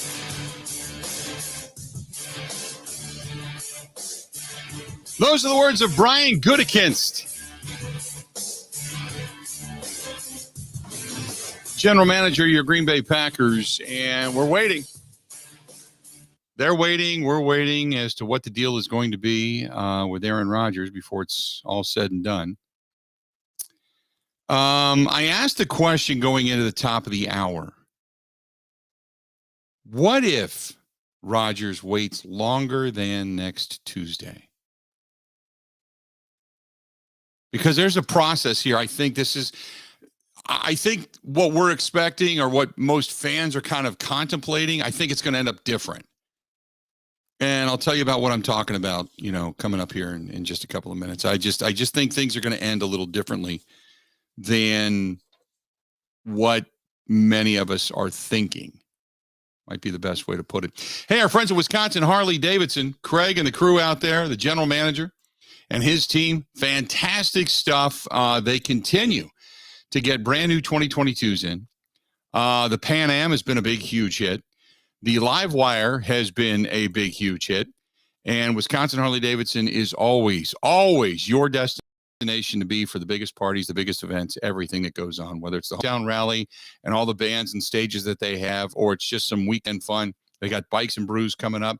So many different events on the calendar. Go to wishd.com. That is wishd.com. And you can find everything that they have, from riding accessories to shirts and hats and leathers and, you name it. They've got everything there is out there and sitting on the shelves right now. They're getting in new stock and a new inventory too for this upcoming riding season. And don't forget, they also have the riding course, the Riding Edge. So if you have not been on a bike before and you want to learn how, or maybe you just want to take a refresher course for safety, That's a great way to do it. Check it out. Wisconsin's #1 dealer. That is wishd.com. That is wishd.com. Stop out and tell them we said hi. This is the way I think a lot of people think it's going to play out. We're not going to hear anything. And then on Tuesday, the final day of the free agency period, Rodgers is going to make his afternoon appearance on McAfee and make the announcement he's coming back to the Packers, that they've reached a deal. Here we go.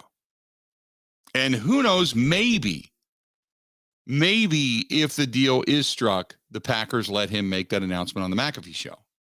Okay? But this is the way I figure it's going to happen.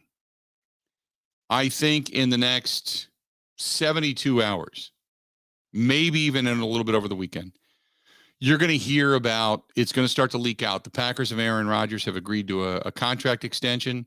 It's going to be from 2 to 3 years. It's going to make him the highest paid player in the NFL, even though he said he was, false. We all know that's not true. It's going to make him the highest paid player in the NFL. And it gives him the opportunity over the next couple of seasons, some flexibility. And ultimately, they end up winning when it comes to getting Aaron Rodgers to come back. Okay? Go back to the categorically false allegation or denial that Aaron Rodgers tweeted to Pat McAfee when asked about if he wanted to be the highest paid player in the NFL. The caveat to that was, do you want to be the highest paid player in the NFL by a large margin? He said categorically false. Still think he's going to end up being the highest paid player. So I think that's the way things are going to matriculate, because I don't think you can keep this under wraps 100%. Because what's going to happen is this. Say they reach a deal today and Rodgers is like, hey, I don't want this thing to leak out. I want to be able to do it on Pat's show. Please respect that. Okay. But the Packers are now going to call Davante Adams. And Davante's going to say, well, I'm not coming back till Aaron's coming back. And they're going to say, well, we're going to work with you. And he's going to go, what's that mean? And they're going to go, well, we're going to work with you. We're not going to tell you. But Adams is going to know. So his people are going to know. So that's going to lead to maybe talks with Devondre Campbell, talks with Zadarius Smith, talks with Jair Alexander's people. People you want to bring back, Rasul Douglas, people you want to bring back. Or have at least talked about. Okay? And they're going to say, well, we don't know, and they're going to say, no, we're going to go ahead and negotiate. We're ready to go. And they're going to say, well, that means there's an answer on Aaron. And if you're going to talk to me, chances are you're bringing the band back, which means you got Aaron back. So that means the more people that are going to find out about this, eventually it's going to get out that Rodgers is coming back. However, here's the next question I have for you. Let's suppose Rodgers and the Packers, this week being the Combine, and Gutekunst and company are down in Indianapolis, and they're waiting, and the offer right now is sitting in Aaron Rodgers' lap. And from what I understand, after conversations last night, the Packers have their offer. They said, Brian Gutekunst said again yesterday that when he was asked about the numbers, he's like, well, the numbers I can't remember his exact comments, but basically we're working on it. There's nothing set in stone right now. Okay? So they're working on the numbers. I don't know if that means we don't have a salary for him yet, or if that means we've got the salary, we just haven't figured out what he wants up front versus what he wants in year 2 or year 3, whatever. I just don't know. I don't know if they've agreed to keep him as the highest paid player, but what is that 46.5? Is that 47? Is that 50? Is that 55? Who really knows right now, right? So my thought is that let's say Rodgers wants to know what's going on with Davante. As Brian Gutekunst said again yesterday, that Davante's deal basically hinges upon Aaron's deal. Rodgers wants Davante signed. But if you go by the old philosophy of Ron Wolf, you lock up your quarterback first, and then everything plays off of that. That's what you do. Because you don't know what you have until you lock up what is considered to be your biggest investment. So, yeah, the Packers would like to talk to Davante, but they still don't know what Rodgers is going to ultimately sign for. And you don't want to commit a bunch of money and have players sign and then have Rodgers go, no, that's not, I don't want that. Right? It's kind of the old Mexican standoff. I want you to blink. You need to blink with him first before I'll sign with you. But we're going to sign with you before we sign with him. So you got to blink. And it's ridiculous. So let's say Rodgers doesn't sign, which means Devontae Adams is a free agent.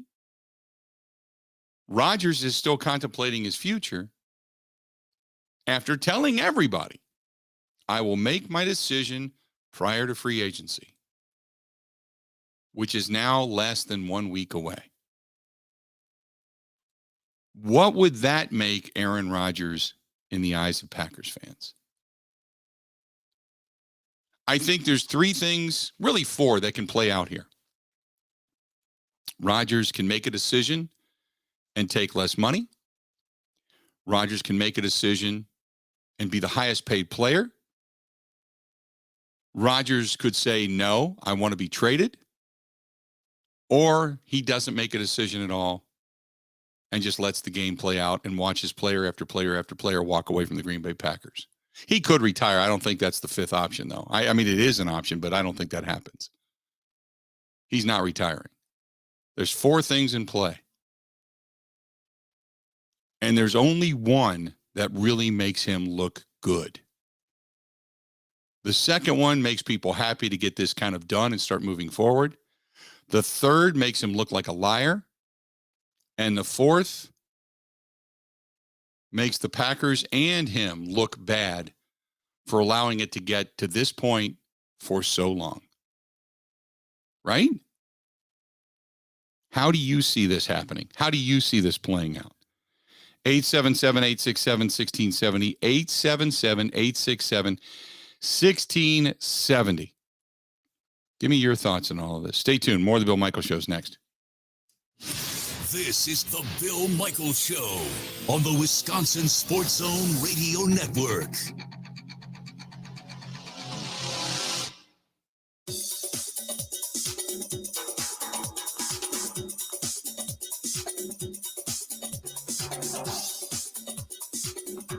Bill Michaels will resume in 5 minutes.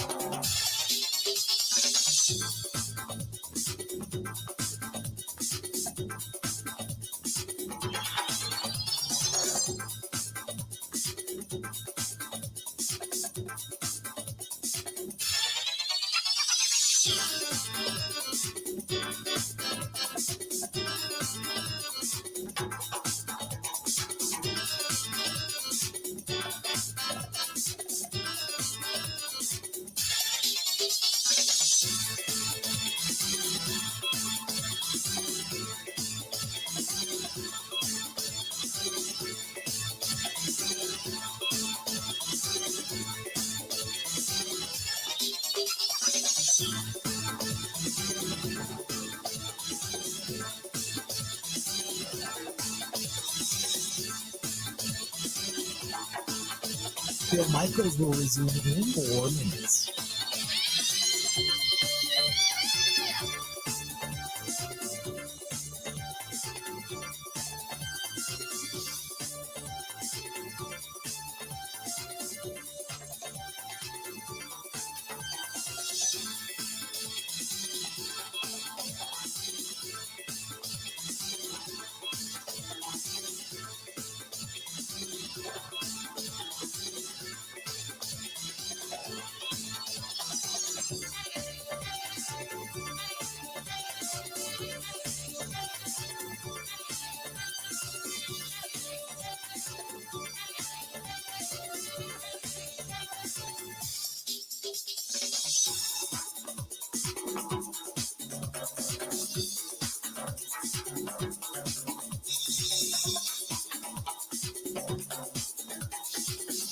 Bill Michaels will resume in 3 minutes.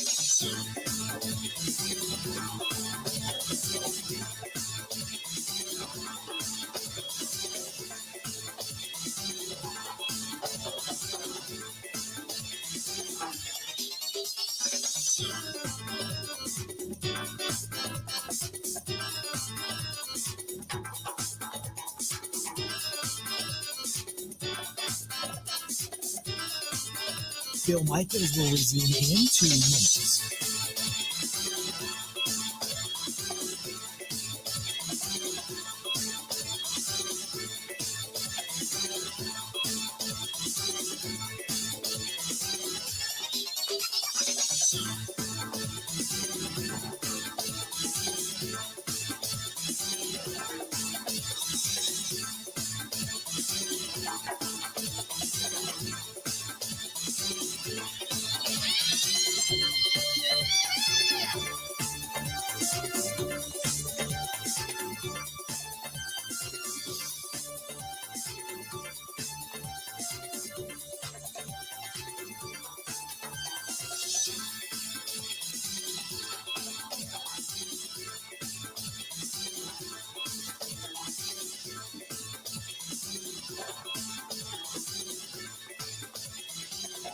Bill Michaels will resume in 1 minute.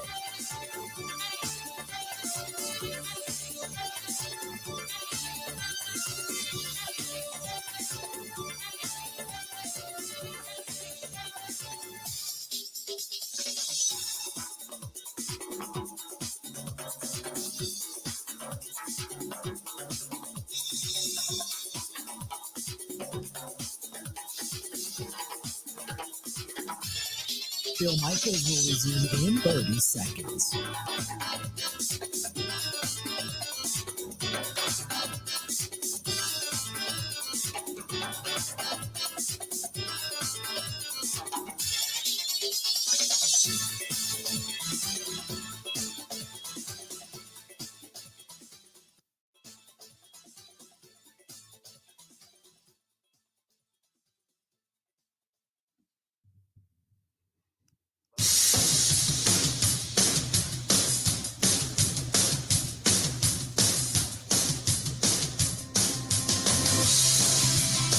Welcome back.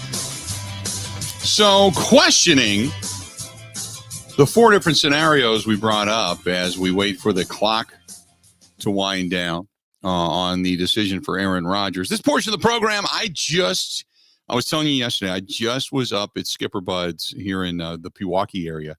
Drove past there 2 days ago, and they had 3 semi-trucks loaded with boats, some deck boats, some pontoon boats that were brand new coming in. So if you are looking for a new one, or even a used one for that matter, but get a hold of my buddy Todd. He's the GM over there at Skipper Bud's, 262-544-1200.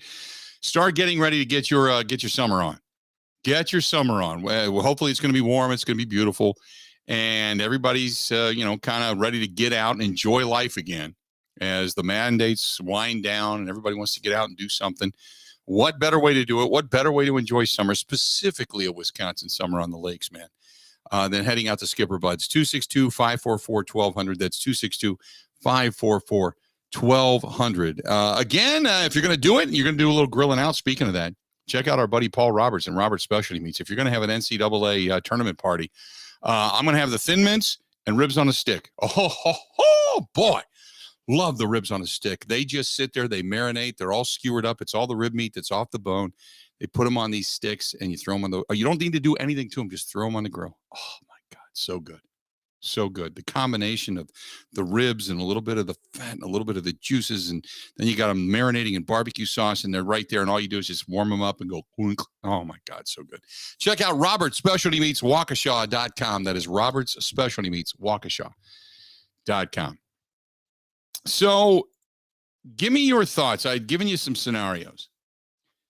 Give me your thoughts regarding the way you think this will play out with Aaron Rodgers. And I said, what happens? Now, I think, and I did to go through this again, I think that we get some kind of a decision from Aaron the next 72 hours or maybe even over the weekend. Okay. I can't imagine this dragging all the way out to the midnight hour next Tuesday. He said he would make the decision before the start of free agency, which gives him until, I don't know, what is it, 4 o'clock or something like that, Central Time or something like that next Tuesday. He has to make. Well, he said a lot of things that didn't end up being true. Right. And that's my fear, is that what happens if this gets passed next Tuesday? You know, the Packers have a decision to make on Davante Adams. And they're waiting. And Brian Gutekunst made it very clear yesterday. They are waiting for Rodgers to make his decision. He's the first domino to fall. He wants Davante Adams back. And the Packers and Gutekunst have said, look, we can't do anything until we figure out what's going on with Aaron so we can get this all together. We've got numbers to worry about. And we know that Davante doesn't want to get franchised. I guess the phone call's been made to Davante to say, hey, because they did say we've been in contact. He did say that yesterday. So I guess what they said was, if Aaron doesn't call us, then we're just going to franchise tag and work towards a better deal, but we're not going to let you leave. Okay, that's acceptable, I guess. But in the meantime, you've got other guys that are sitting there waiting to hit free agency that the Packers have a small window of opportunity to negotiate with before they do hit free agency, as far as exclusivity goes. And Rodgers is taking that up too. Are you looking at this now like, hey, give him his time, let him make his decision? Or are you looking at this as, boy, what a prima donna, selfish SOB? One of the two. And I'm getting both sides of this.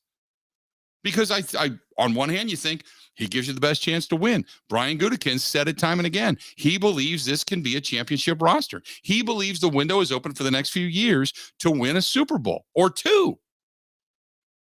So give him time. Leave the man alone. And others are thinking, what if I'm a guy in that locker room that wants to stay, but I can't get my money because nobody knows what the hell's going on? We're waiting for this guy to make a decision. In the meantime, I got to go out and get mine. So I can't wait anymore. Davante wants a deal. He can't get a deal. They're not going to give him a deal until Rodgers gets done. But that's his guy. That's his boy, right? Rodgers is his boy. So now what? So what side of that fence do you fall upon as we just sit here and wait? You know, I kind of get the sense that no matter what Rodgers does, I don't see the Packers moving on from Davante.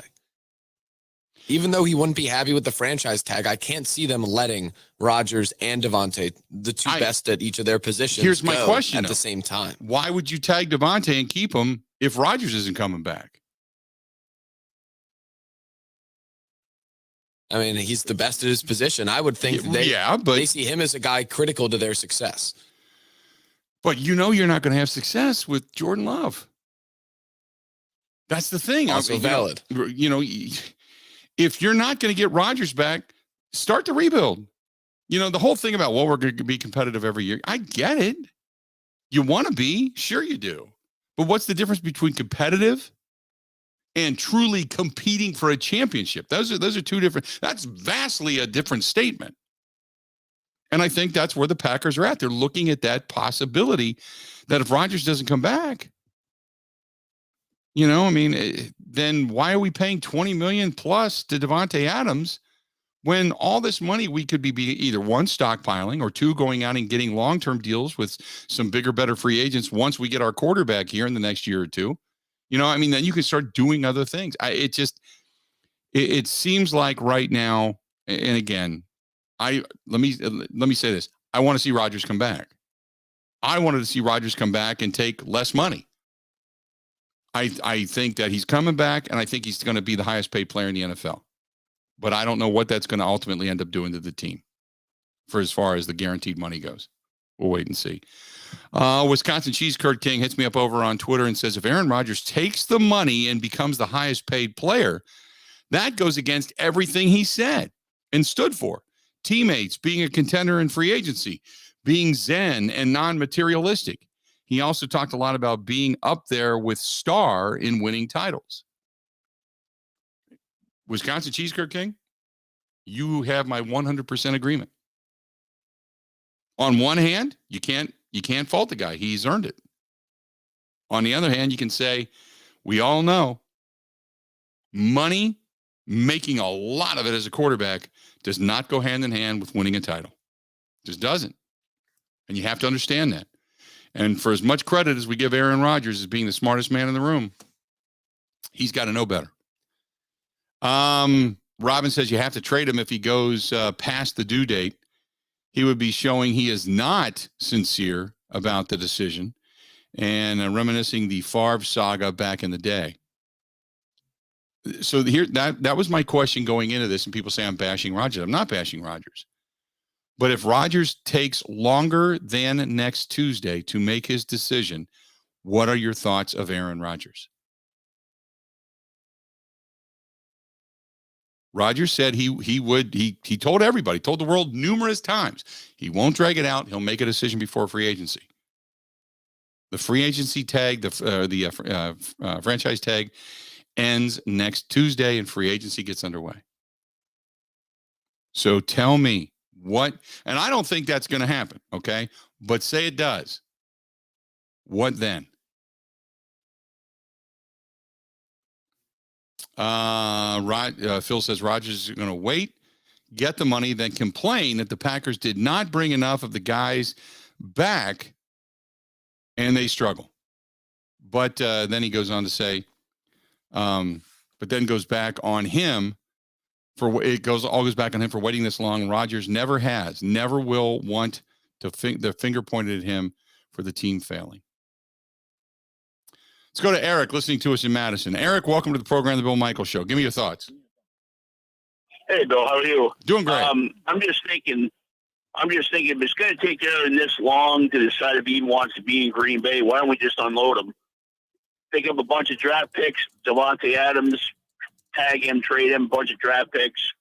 Go with Jordan Love. If you go 3-14 next year, so be it. There's 2 or 3 good quarterbacks coming out in 23. Draft one of those guys.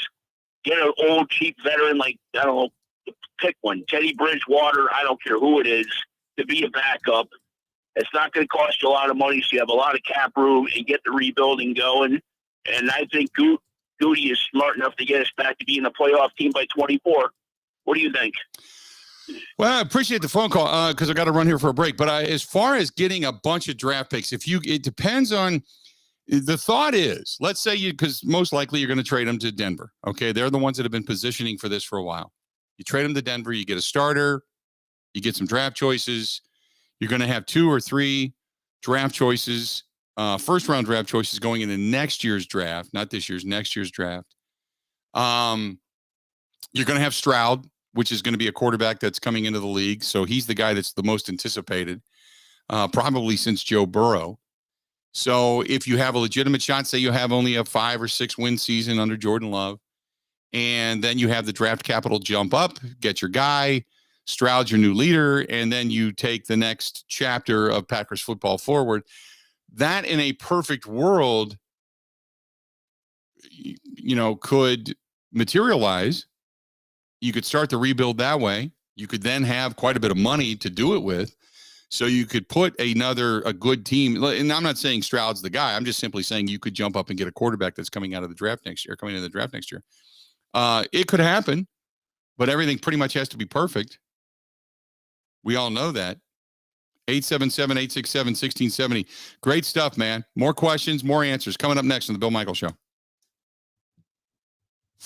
Covering Wisconsin sports like a blanket. This is The Bill Michaels Show on the Wisconsin Sports Zone Radio Network. Now, Gina Della from Pella, Windows and Doors of Wisconsin, with some choice words. Oh, do I have some choice words? One window line fits all? Where's the choice in that? Sounds more like take it or leave it, to which I say leave it and choose Pella Windows and Doors of Wisconsin. Talk about choices. Others may have 1 or 2 window lines, but with Pella, you'll choose from Pella's 6 lines to suit your taste and budget. 2 lines of energy efficient, budget-friendly vinyl windows, Pella Impervia, the strongest material for windows, to 3 lines of luxurious wood windows, traditional to contemporary. Speaking of choices, right now choose 18 months no payments and no interest, or $300 off each window, $700 off a Pella entry system, and $1,000 off a patio door. Whatever you choose, just be sure to book your choices by March 31st. Set your free consultation now at PellaWI.com. Research supplies and for details.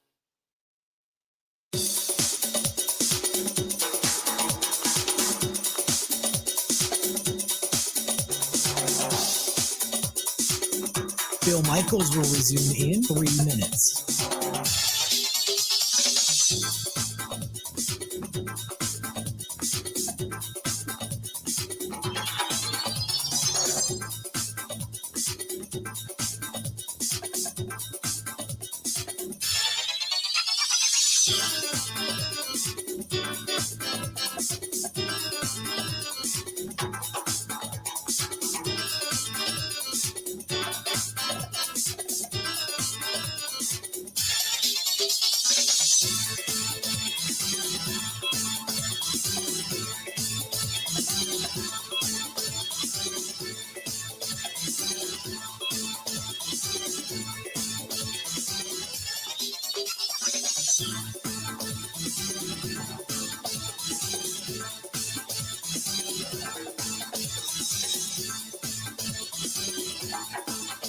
Bill Michaels will resume in 2 minutes.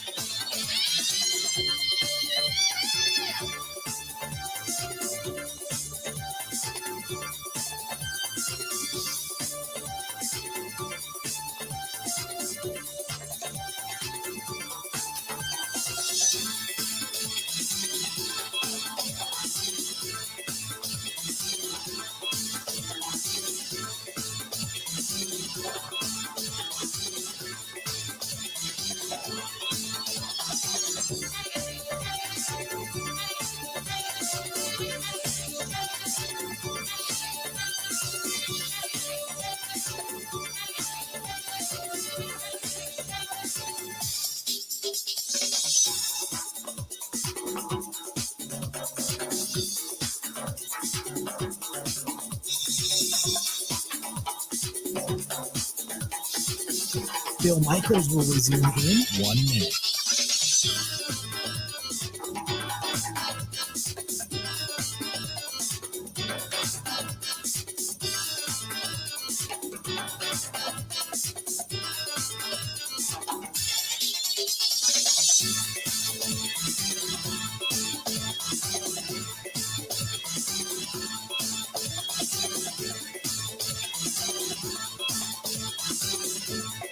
Bill Michaels will resume in 30 seconds.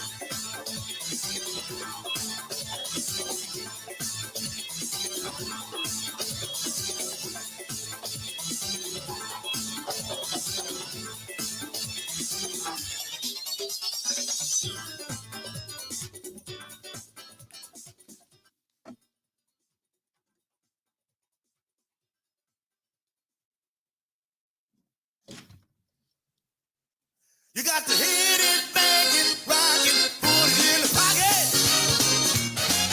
Oh, how we looking? Bill Michaels Show on this Wednesday. The Milwaukee Admirals, they continue to win. They got some big weekends coming up. Next weekend, they've got the rival Rockford Ice Hogs coming to town.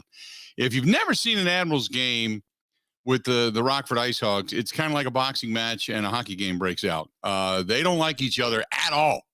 At all. You got the Wolves the next night. Plus, you've got promos coming up and a country concert coming up. Down there, I think it's this weekend, or was it last weekend? They had Night Ranger down there. They've had some pretty good concerts after the hockey games as well. So, anyway, if you're looking for some really good action and a lot of fun, go see our guys down at the Milwaukee Admirals. I'm telling you, there's a Calder Cup in their future. Yeah, boy. Go to MilwaukeeAdmirals.com. That is MilwaukeeAdmirals.com. Some great, great, great hockey action. Go down there and see it.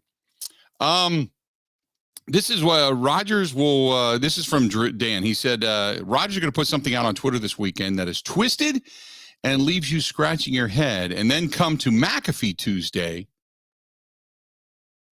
and say he's staying.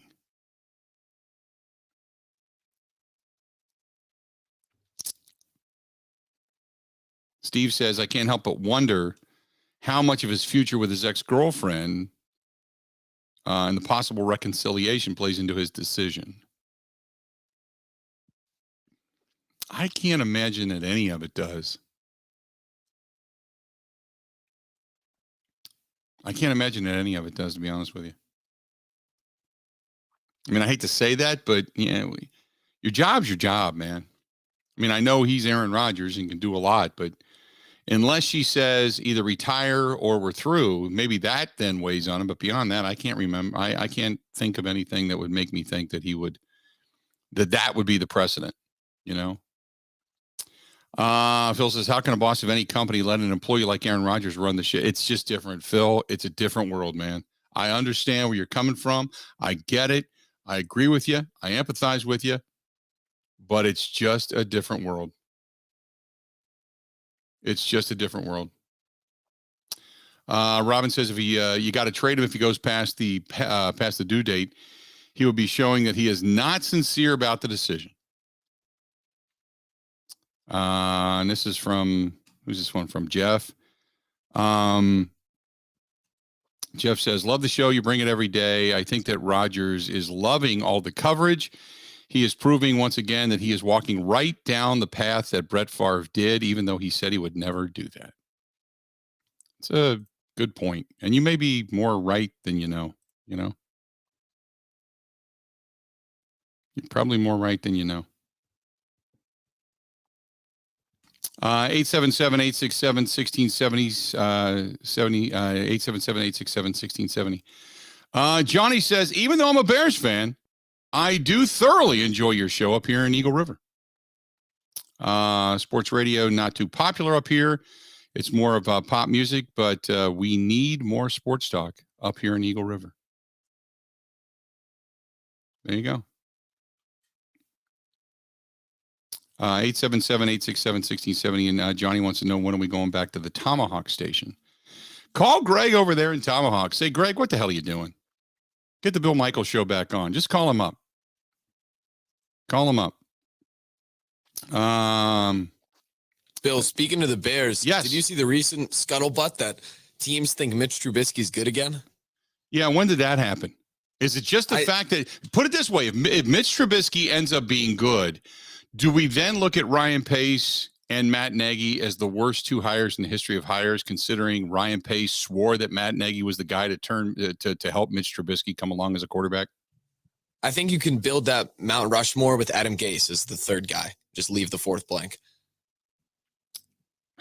Right. But yeah, I think they said that Trubisky is better than every quarterback coming out of college, which isn't saying anything. No, but he's going to get nobody's coming out of college this year. Right. There's nobody that's worth their salt coming out of college. So, yeah, I could say that because he's just been in the NFL for a few years. Where is he now? What's Trubisky doing now? Buffalo. I was going to say he's with Buffalo as a backup. Okay. But he's there, right? He's not a free agent or anything. He might be a free agent. Yeah, I think he's a free agent now that the season has ended. Last year, he was a backup in Buffalo. I don't think Trubisky always looked to me like he was a step slow. Same thing that we've talked about other quarterbacks. Same thing I see out of Jordan Love. He just makes a decision a second slow. Would the Packers be better off with Jordan Love or Mitch Trubisky? Let's go to the phones. Oh, my God. They're one and the same. That would be something, though, as far as a feather in the cap for Tom Clements, wouldn't it? And Matt LaFleur. Bring in Mitch Trubisky, and he ends up beating the Bears consistently and becoming somewhat of a decent quarterback in the NFL. And I'm not saying he's going to win a championship, but just suppose he becomes a quarterback that can get you to 9 wins. Wouldn't that be an absolute kick in the head to everything that is Chicago? Oh, my God. That could be a day of radio in the summer if Rodgers doesn't come back. Yep. So the Packers sign Mitch Trubisky? Yep. Oh, boy. That would be. Yeah, now you got some rumors flowing around. I still got to believe that by the time we talk on Monday, we got to think we're going to know something, right? I hope so. Don't you think? if you're Rodgers, you can't keep the organization waiting until Tuesday to make a decision on the Pat McAfee show, right? While it's fun to talk and speculate about it, I mean, I'm kind of done with the whole will he come back thing, you know? Oh, I think he's coming back, but my argument is he coming back and letting the Packers know right now, and they know they're going to work it out? Or is he just telling them, I'll let you know when I let you know, and they're not talking to him or his representation? 877-867-1670. Hey, our friends at Stenny, Second and National, Walker's Point, running shuttles to the Packers, Brewers, Badgers, Bucks, UWM, Marquette, Admirals games. They got it all going on. Stop in, tell them we said hi. Best Bloody Marys that have ever been made right then and there. Award-winning at Stenny's, and they've got terrific wings. And do not forget, whatever you do, get the Bill Michaels garlic cheese bread. It is cheesy, garlicky goodness. It's like you don't even eat it. Just smear it on your body and walk down the street and let people compliment you. It's that good. Fantastic. Stay tuned. 2 hours down, 2 hours yet to go. Coming up right after this.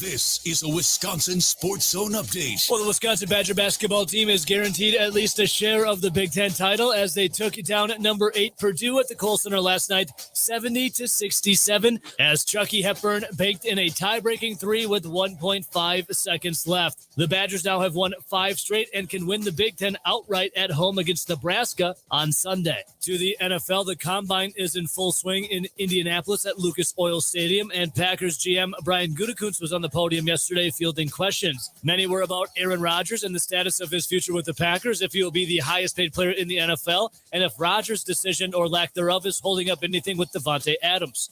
Here's more from the GM. Yeah, I mean, obviously we'd like to know as soon as we can, just because I think it helps for planning and moving forward. But those two situations are completely different. I mean, they're two different players and two different situations, both great in their own right. And we were lucky to have them, and we'll hopefully be able to have them both moving forward, but they're separate. Rodgers had said he'll have his mind made up before free agency begins. That's on March 16th, and the NFL's Combine continues on until March 7th.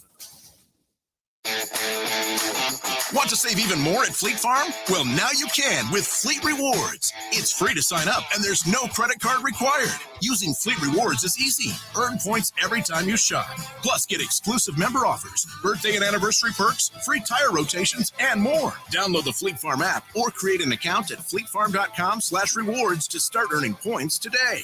Fleet Farm, proudly serving the Midwest since 1955.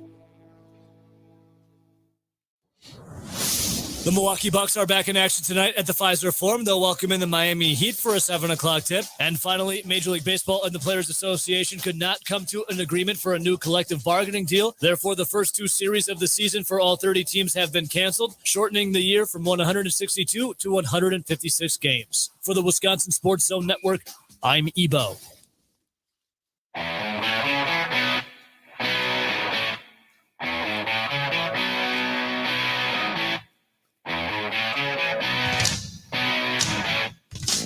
Welcome back. Hour number 3 of the Bill Michaels Show. We continue on this portion of the program, by the way, brought to you by our friends at the Bay Motel Green Bay. Bay Motel Green Bay, taking care of Mike Clemens, big sponsor of his reports. We're going to hear from Mike probably a little bit later on today.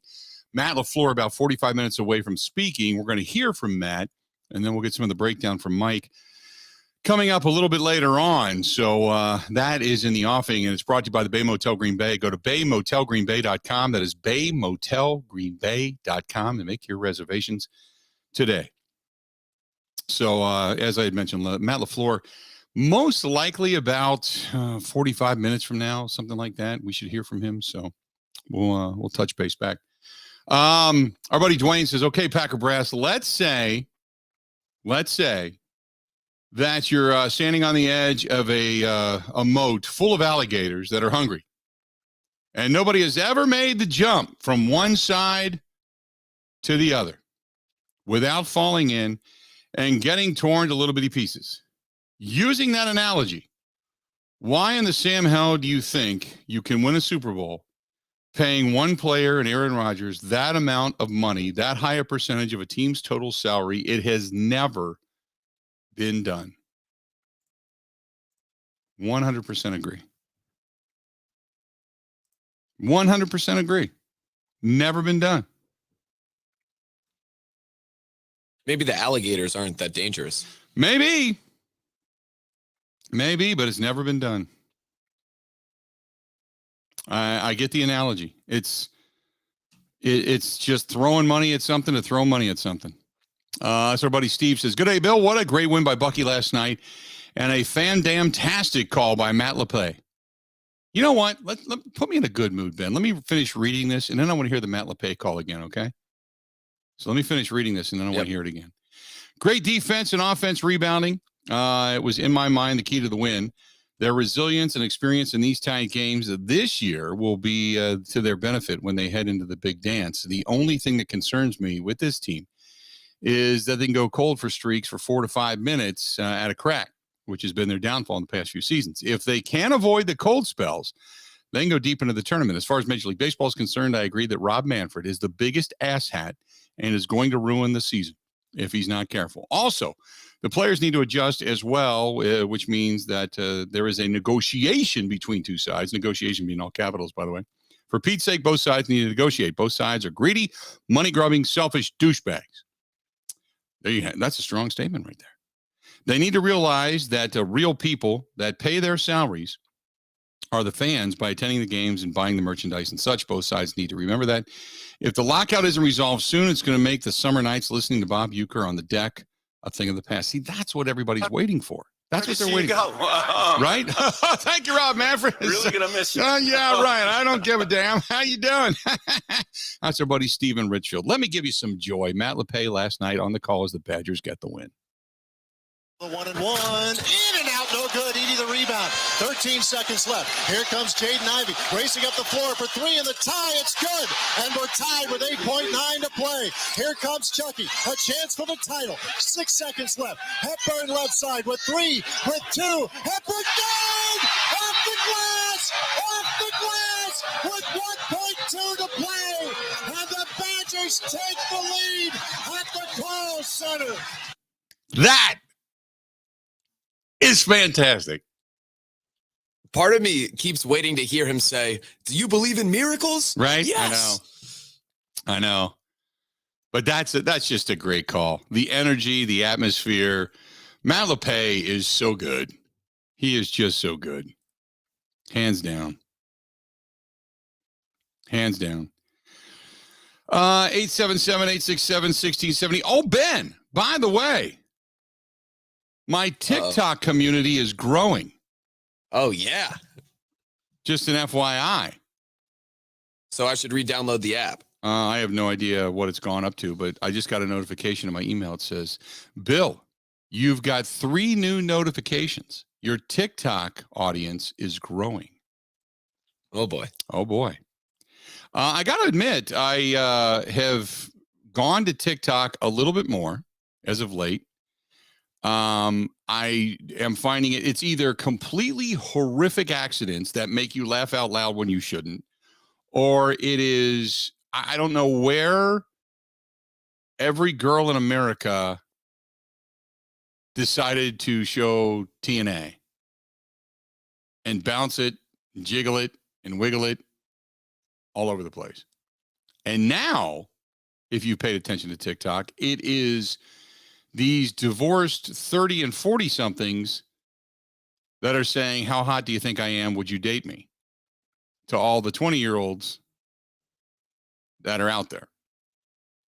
I that's it. That's TikTok. There's not much more to it. Discourse. It is a very, I saw a kid, somebody had a TikTok up, a kid in a golf cart. And I don't know if the golf cart just got locked in the on position or what, but it went flying and he went ramping out of the thing and the thing rolled over him and everybody's cracking up. And I had to admit, I laughed my ass off. Then it's people falling down on the ice and it's one kid trying to do some stretches in the gym and the the stretch, band snaps back and hits him right in the crotch, and down he goes. And I'm laughing like crazy. And then the very next one is like 3 girls, all maybe the age of 22. I don't even know where girls developed like that at the age of 22, because I know they weren't like that when I was growing up. But all of them very well endowed, jumping around with some bed sheet in front of them to some music. And then at the very end, the bed sheet, the music goes bang, and the bed sheet falls. And they're in schoolgirl outfits or witches outfits or Spider-Woman outfits, and all huge, hanging out everywhere. That's TikTok. That's it. There's not a whole lot of in between. Every now and then you're going to find a TikTok video of something being made, like a giant earth mover pushing over mud over a dam, or somebody's building some kind of a pressed boat, and they shoot fiberglass into it and there's the boat bottom or something. But beyond that, it is funny videos and boobs. That's it. Not a whole lot in between. That's TikTok, which is the reason I kind of don't fit there. Nobody wants to see this doing a TikTok. That's just my thought. Unless I do one of these stupid, funny videos, like there he is dancing on the ice at an Admirals game, doing a TikTok move, and falls down. And as he does it, the hockey stick accidentally goes up his butt. That's the way TikTok would then recognize me and think, okay, this guy's pretty cool to have on TikTok. Other than that, I can't see anything else happening. Just an FYI. What else do we have? Yes, by our buddy Brett says Chucky Hepburn reminds me of Trayvon Hughes. This one is from Chris, who says, I hope Juwan Howard was able to watch the great Badger game last night. Eric Hauser says that the algorithm is based upon what you view. First of all, I don't like anything, so I don't touch anything when it comes to likes or not likes. I use TikTok. Other than some of the things that people have sent me, I've never used TikTok before. I opened it up, I don't know, like 2 or 3 years ago, and that was it. That was it. I get, every now and then I get some golf stuff. I will say that. I get some golf stuff. Golf swings, trick shots, all that kind of stuff. But for the most part. Mine was all golf, but you know that all the things you see, it's because you end up showing interest in them, and it's a never-ending But see, cycle. I don't, how do you then get away from that? Because all I do is just scroll. It just comes up. I don't like anything. It's how much time you spend viewing each topic. It's kind of insane. So to get away from it, you have to go like seek the girl, out. like the girl stuff. I just flip through. That's it. The funny stuff, I wait for it to happen. The golf shots, a couple of the sports shots, like the buzzer beaters. They had like a bunch of buzzer beaters and stuff. I did see that, but for the most part, it's like that's it. And I haven't used TikTok. That's what I'm saying. You can say that and go, ha, ha, ha, ha, Eric, but you're full of crap because I haven't used it. Up until you said something to me about it, Ben, right before we left for LA, I had never used it. So unless it's my buddy who sends me something or somebody sends me a funny video or something, I don't use it. I don't get anything on it. So how can they have an algorithm on me when I've never used it? Part of me thinks and scarily believes that it has to do with what you do on other websites and other apps, and they just find a way to know. It's all connected these days. Well, I don't do that either. But who knows? So, yeah. I've kind of reached the point where I'm fine if, another country has all my information. Now, I mean, I've got some friends, kids who do TikTok stuff, but they do dances. You know what I mean? They do dances and stuff. And I've seen some of that over the last, I don't know, week or so. But they're local, kids that, that's all they do. I'm friends with their parents and stuff. So I don't know. But that's pretty much it. That's TikTok in general. I always wonder, and this is the other thing, how many times have you talked about something and it pops up on your phone? It happens with pizza oftentimes. I get it with food. I get it with restaurants. I get it with shopping. Like if I say, man, I'm going to look for this or I'm going to look for that. Next thing you know, it pops up on my phone. Well, do you have an Alexa or whatever those are called these days? Yeah. That's definitely it. Really? Okay. I've got 3 of those in my house. Oh, yeah. They're always listening. Steve says, I hear you. I have the same problem on Instagram. I signed up to follow the Packers and never realized that they had so many hot young girls, scantily clad, and I don't look at any of the other sites simply for Packers news. Again, I follow mainly like celebrities, players, and other news sites, but that stuff pops up there too. What's funny is I get it on this feed. I'll have to go through. I'll have to go through the feed every now and then, and people have seen this that have popped up on the Bud Light live stream, where we will get a host of porn sites that begin to post on the Bud Light live stream. Have you ever seen that, Ben? Have you ever seen it happen? Yes, all the time. And I'm constantly going through. I get a notification whenever a spam site or an adult site pops up. It notifies me over on YouTube. It'll pop up on my screen here on the computer, and I got to go through and individually just delete them. And you click report, and delete them and report them.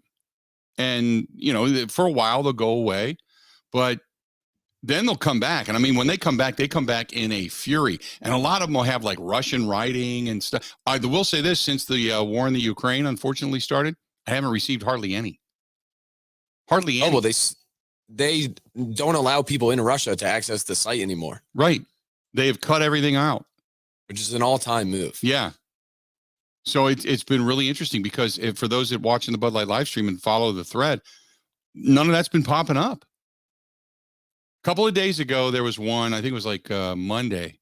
There was one that popped up like 5 in a row, bang, bang, bang, bang, bang. And it was all adult sites. And I just, you click them and you block them and you move on.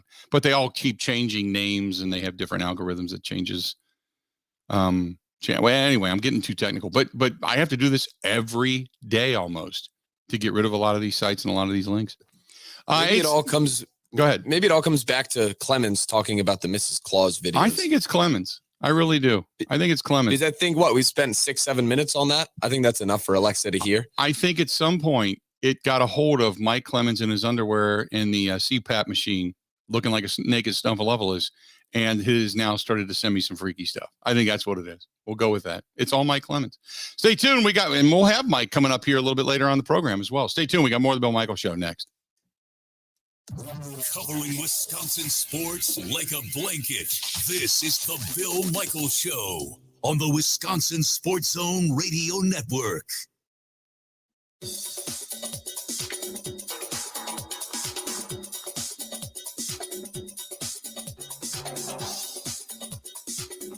Bill Michaels will resume in 3 minutes.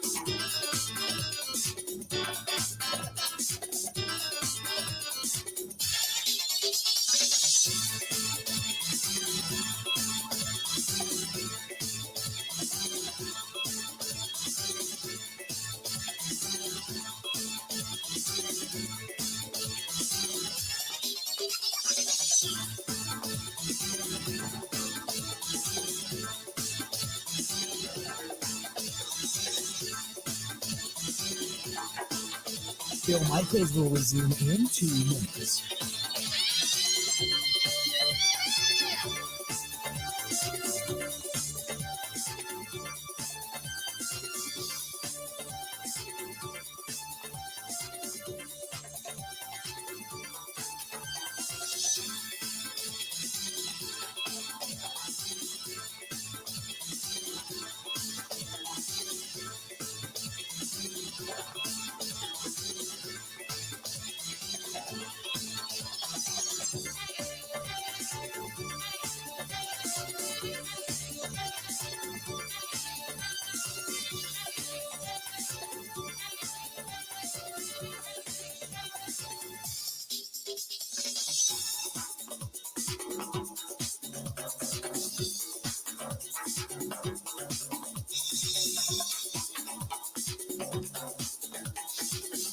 Bill Michaels will resume in 1 minute.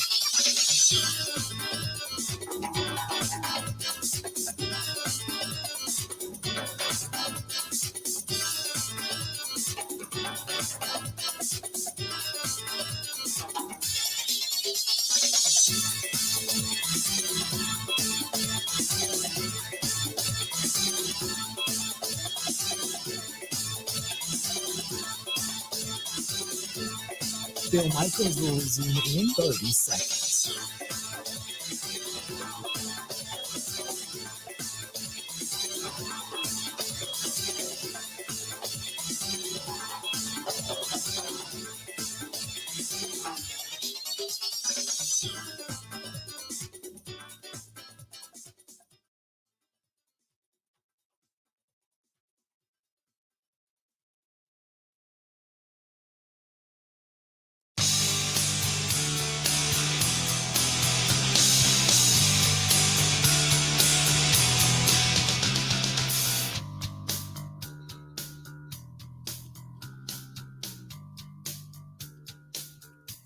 Welcome back. Phil Michaels Show. We continue on. Hey, don't forget our friends at Pella Windows and Doors of Wisconsin. They have they got great deals all the time. Pretty much all the time. They have something going on over there. And now they've got their newest, their latest and greatest, if you will, which is now out. And if you go to Pella Windows and Doors, you can get a free in-home consultation, first and foremost, which is the big deal, a free in-home consultation. But when it comes to Pella Windows and Doors of Wisconsin, they have got numerous different lines of windows, budget-friendly windows, vinyl windows, 2 energy-efficient types of vinyl, better than the vinyl that's out there from some of the competitors. Pella's, they have the exclusive Impervia, which is the fiberglass line, and that's the strongest material for windows, period. And then there's 3 lines of the biggest, best, and brightest, the luxurious wood windows, traditional to contemporary, 6 different lines to suit your taste and your budget. And speaking of choices, right now, you can choose 18 months, no payments, and no interest, or $300 off each window. How about $700 off a Pella entry door system, or $1,000 off a Pella patio door? Whatever you choose, just book it and get your choice in by March 31st, whichever direction you want to go. Set up your free consultation right now. Go to PellaWI.com. That is PellaWI.com. Again, PellaWI.com. Check out our friends from Pella Windows and Doors of Wisconsin. Go to PellaWI.com or call them 855-PELLA-WI. 855-PELLA. 855-PELLA-WI. My buddy John says, hey, your phone is listening. Even if you turn the screen off, it will still listen to you. Going back to our conversation from before. So there you go. I didn't know that. Somebody's always listening. Not that you can shut your phone off. You know what I mean? Can't do it. 877-867-1670. If you want to find us, do it. Hit us up over on Twitter at Bill_Michaels. By the way, this is our buddy Wisconsin Cheese Curd said, so I bought a bunch of shop vacs and I got some plumbing equipment at Menards. I got my 11% rebate. I was going to start an Aaron Rodgers colon cleansing business, but if he doesn't come back, I'm going to lose money. Send some help. Just see how he responds to the load. Oh, boy. There you go. I don't know what to tell you on that one.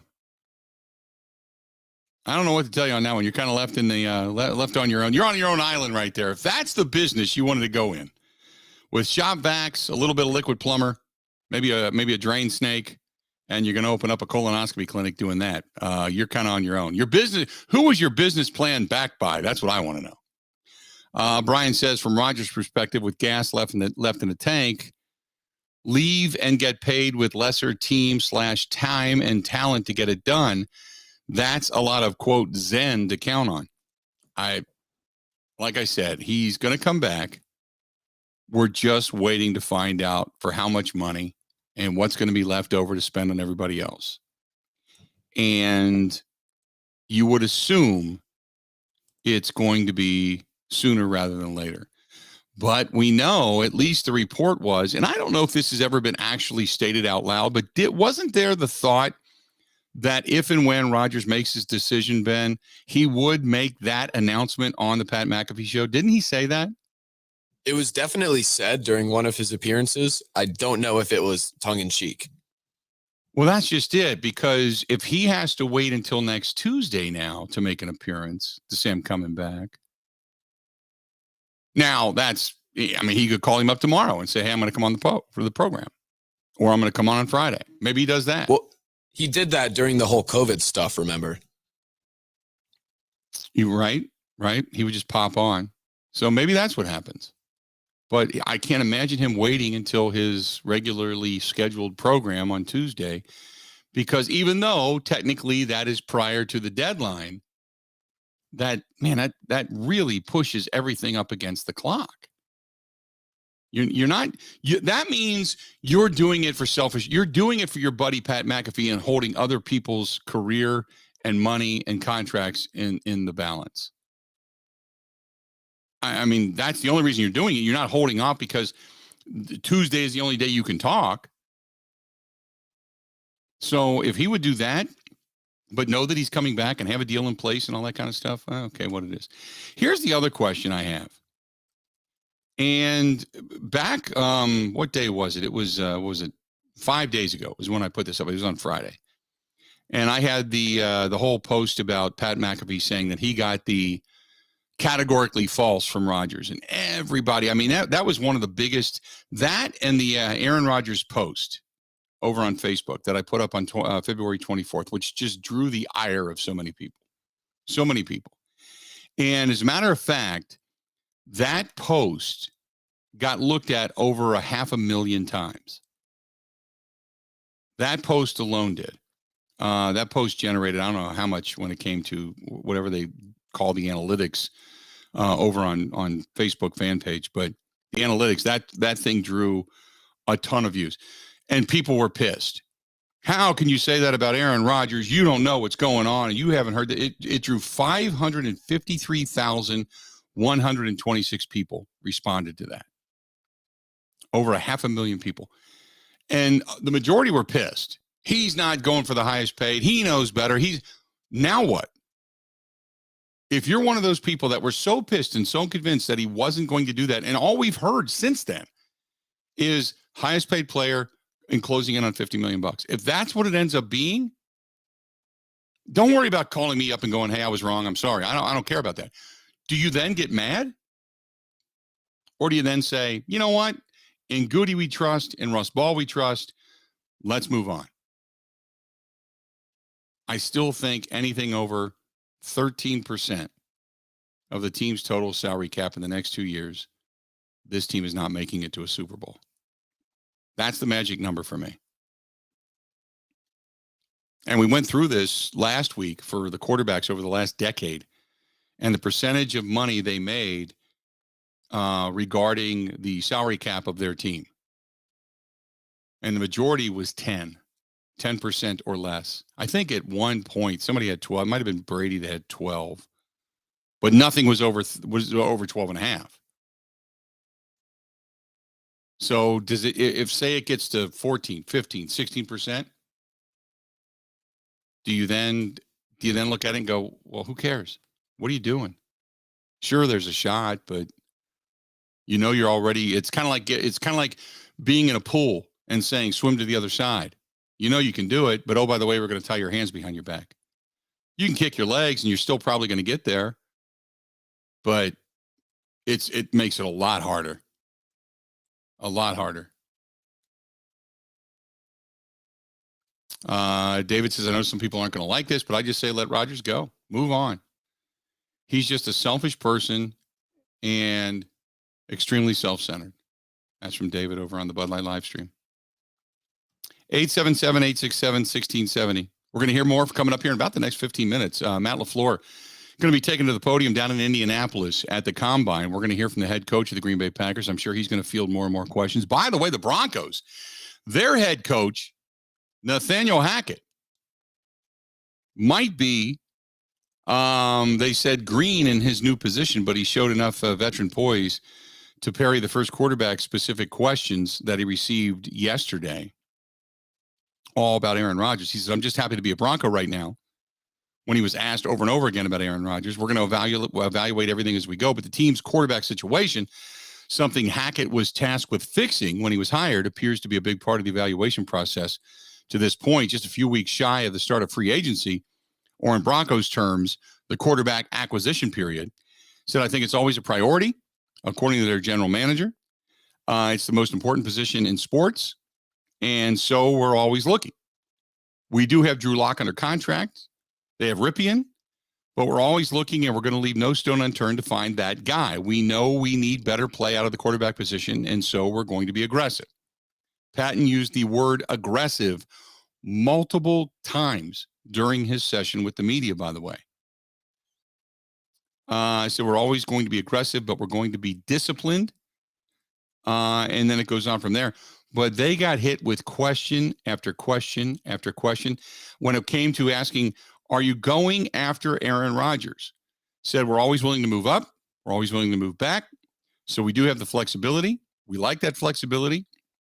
Talked about that flexibility in case Rodgers or some other big-name quarterback who was thought to possibly be available just aren't, going back to the draft. But there's always the draft route, yes.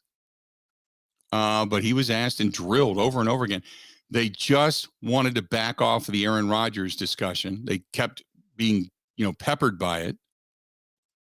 But they did a pretty good job of fending it off. But it's clear that everybody seems to think that the Broncos are going to be the landing spot. Speaking of quarterbacks, so Bruce Arians, he was asked some questions. It's been about a month since Tom Brady retired, and there's a lot of people that are skeptical that he's actually done playing football. And Brady, much like Rodgers, kind of has a little drama in him. He'll stoke the flames every now and then. So with speculation swirling that Brady may want to play for a team that's not the Tampa Bay Buccaneers, head coach Bruce Arians was asked his thoughts while speaking to the media. Specifically, he was asked if the Buccaneers would be willing to accommodate Brady in the event that he does not want to play for them, that he would like to go play for another team. Arians responded bluntly, nope, bad business. Accommodate, in this instance, appears to refer to letting Brady out of his contract while he's technically retired. Brady has still a year remaining on his deal that would keep him under control for the next season in the event of a comeback. And Arians was asked, would they accommodate Brady if he wants to go somewhere else and play? Arians simply said, nope, that's bad business. That's it. So Brady's not going anywhere either. It's either Tampa Bay or nobody. That's it. Interesting stuff. We're about 15 minutes away from Matt LaFleur. Hang in there. Stay tuned. We got more of the Bill Michaels Show coming up. Ready? This is the Bill Michaels Show on the Wisconsin Sports Zone Radio Network.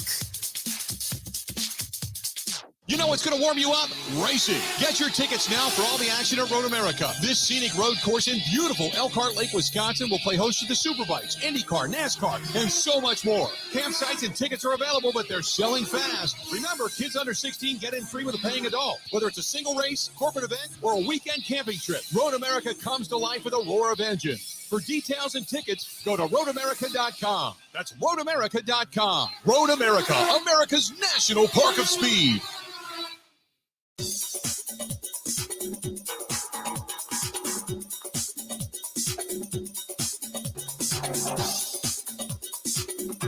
Bill Michaels will resume in 5 minutes.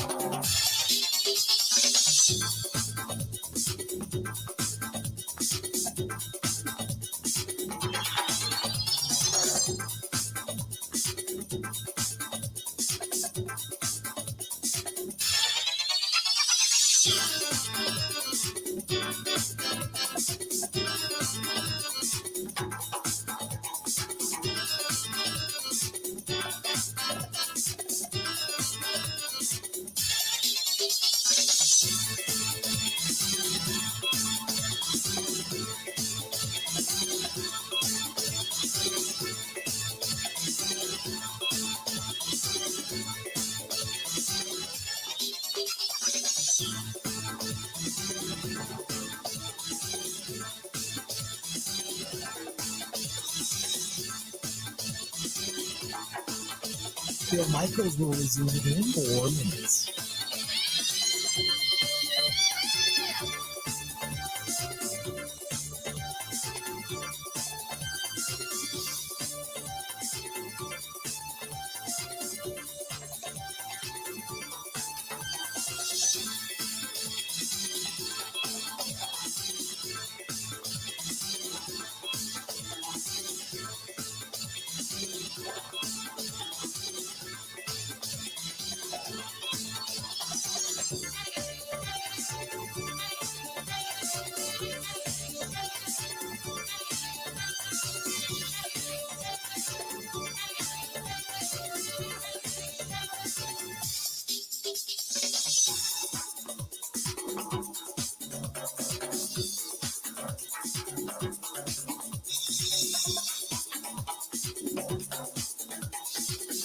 Bill Michaels will resume in 3 minutes.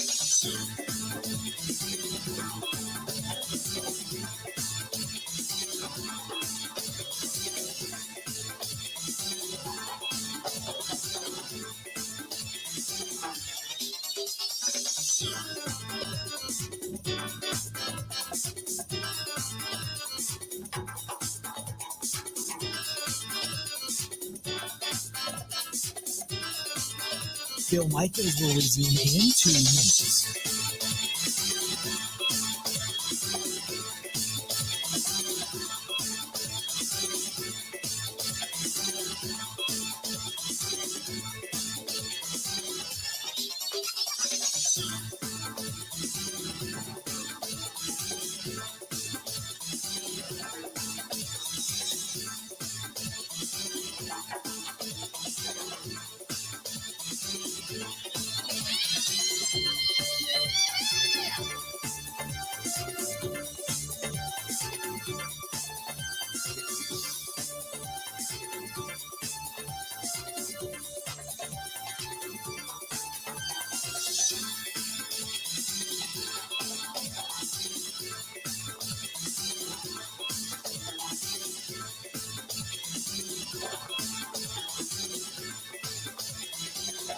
Bill Michaels will resume in 1 minute.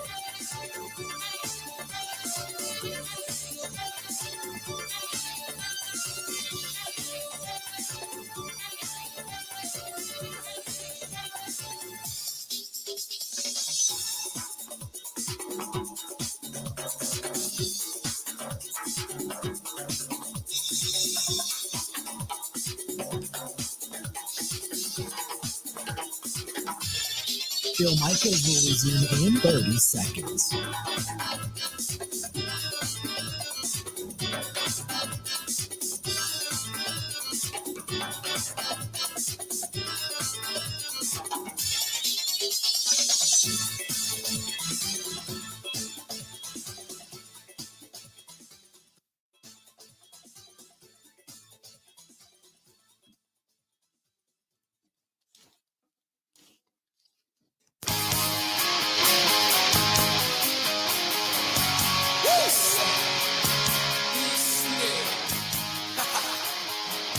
We continue on this Wednesday, in which we're a little bit of everything, I guess, is what we're going to get. Possibly a rain-snow mix as you take a look outside as the snow continues to melt and the puddles continue to recede on the patio out back. As not much in the way of wind either. It's not a bad day, just kind of cloudy, a little overcast, and hopefully whatever rain there is washes away the remainder of the snow. Although, regardless, I guess over the weekend we're supposed to get some rain, possibly even a thunderstorm. But God knows we need the precipitation, that's for sure. We'll see. This is from a emoji over on Twitter that says Brady takes a year off and then goes to the 49ers. Does Brady come back at the age of 45? Does he really? Would he really come back at the age of 45? I mean, I know the guy doesn't look a day older than what he was when he came into the league, but does he come back at the age of 45? I don't think so. I think he's done. I think he's done. 877-867-1670, 877-867-1670. If you want to give us a shout, by all means, go ahead and do so. Would love to hear from you. I'm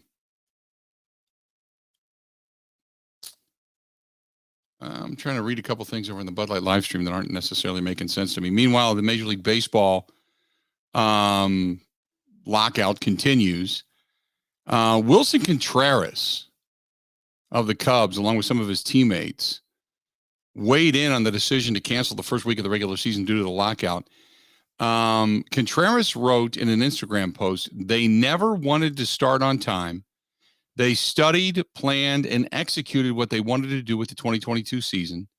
They were never into a good faith negotiation. A lot of players have reacted. It's been flooding in after the commissioner, Rob Manfred, announced that they are canceling the first two series of the regular season for the first time since the 1994-95 players' strike. And this has now happened on Manfred's watch. The cancellations came after the self-imposed deadline for a new labor deal had passed yesterday. Union leaders, by the way, voted unanimously to reject the league's last offer, which had substantial gaps on key issues in negotiations with the players. Cubs outfielder Jason Hayward weighed in a lengthy Instagram post, said they continue to make offers they know were in the players' best interest to refuse, hoping both sides could continue to disagree and that they would get their end goal, their goal of delaying the start of the season.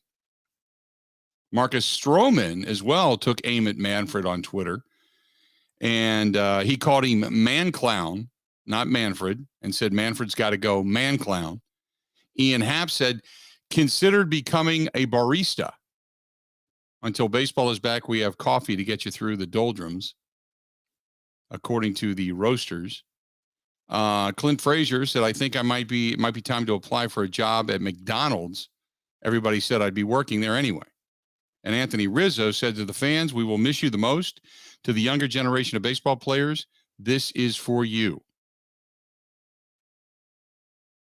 And then Manfred went on to say after the fact, after the 9 straight days of negotiation in Florida, the players union heading back to New York after Tuesday's meetings with a travel period, the earliest negotiations could then continue would even be Thursday. And the regular season is now going to start no sooner than April 8th. And the union has said they will push for any lost games to be rescheduled and or receive back pay. So now the union's like, no. You're not even negotiating in good faith. We're not giving up any money. They want money for games that are not being played. I don't know who to believe, but this is a mess. This is a mess, period. It really is. Coming up here in about 5 minutes, we are expecting Matt LaFleur to come to the podium, so we should be breaking here in a minute. By the way, Phil says the MLB makes me angry that they are fighting for these younger players to get more money. If the luxury tax would have to go back to the team and not the stadium updates, that would increase salaries. The playoffs and how the luxury tax to smaller market teams is used is the biggest issue that I feel. I think there's a couple of issues. First of all, I agree with you because of what Tampa, Florida, and some of the smaller market teams did by taking the money and putting it into stadiums and such and back payments rather than what was supposed to be that revenue share. The revenue share was supposed to go into additional player personnel to kind of boost you up to be able to go get a free agent or to build up your scouting system or to help you get additional players, not to go back to debt coverage. And that's what some of the teams used it for. And that's where the grievance came into play. There were 4 teams specifically that the players had issues with. I know the Marlins were one of them. I know Tampa Bay was one of them. I can't remember who the other 2 were, but it doesn't matter. It was that they felt that money was supposed to be used for the players, for player development, and to put better teams on the field for a more competitive balance. The Oakland A's, thank you, Ben. The Oakland A's were part of that as well. And instead, it went into debt service for some of the other things that they had going on. And the players have a reason to complain about it. I completely agree with that. Now, on the other hand, saying that you want a floor, a salary floor, completely understandable. But then not turning around and saying we need a salary cap, that's shooting yourself in the foot. Because if then indeed you have a salary cap, you see what's going on in the NFL. You're not having the same teams get to the Super Bowl every year. You're not having the same teams in the postseason every year. It's doing what it's supposed to do. It is keeping things. Now, you do have certain teams that have great quarterbacks that as long as you keep decent talent around them, you're still going to find yourself to the postseason. You're still going to be a contender. But every year is not the same teams. And now that, well, quite frankly, Tom Brady is not with the Patriots anymore, you don't have that to worry about. Now it's going to be either Patrick Mahomes or Joe Burrow or Lamar Jackson or Josh Allen. It's going to be teams with good quarterbacks. And the NFC has certainly been a myriad of performance, but that's what Major League Baseball is lacking right now. And for a team like the Brewers to be doing what they're doing, that means you have to have really good management up top, really good talent evaluation, and you have to have homegrown talent to be able to afford to do what you're doing. 877-867-1670. When we come back, hope to hear from Matt LaFleur. Should be going to the podium. That's coming up next on the Bill Michaels Show. This is the Bill Michaels Show on the Wisconsin Sports Zone Radio Network.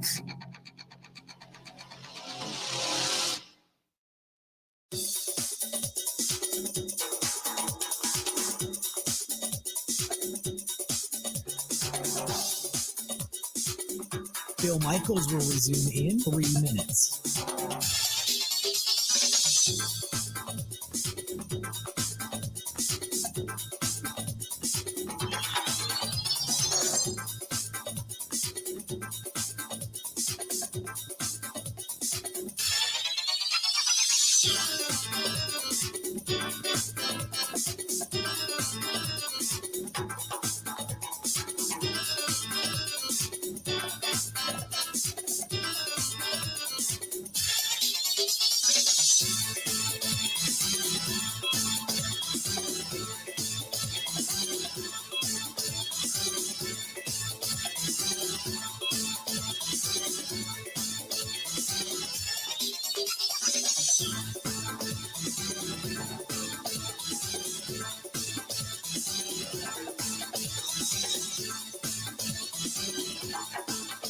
Bill Michaels will resume in 2 minutes.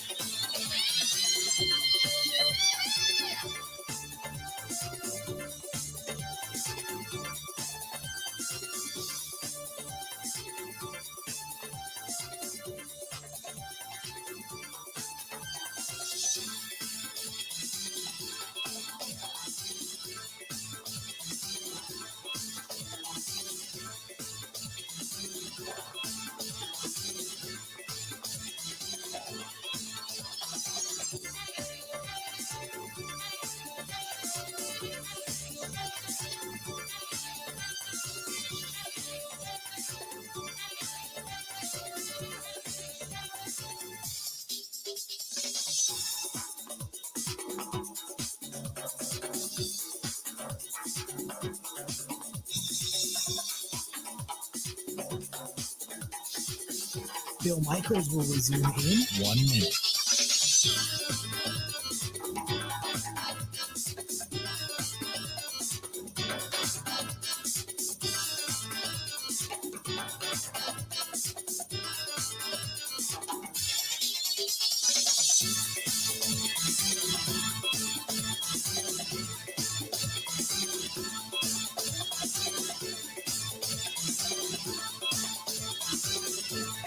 Bill Michaels will resume in 30 seconds.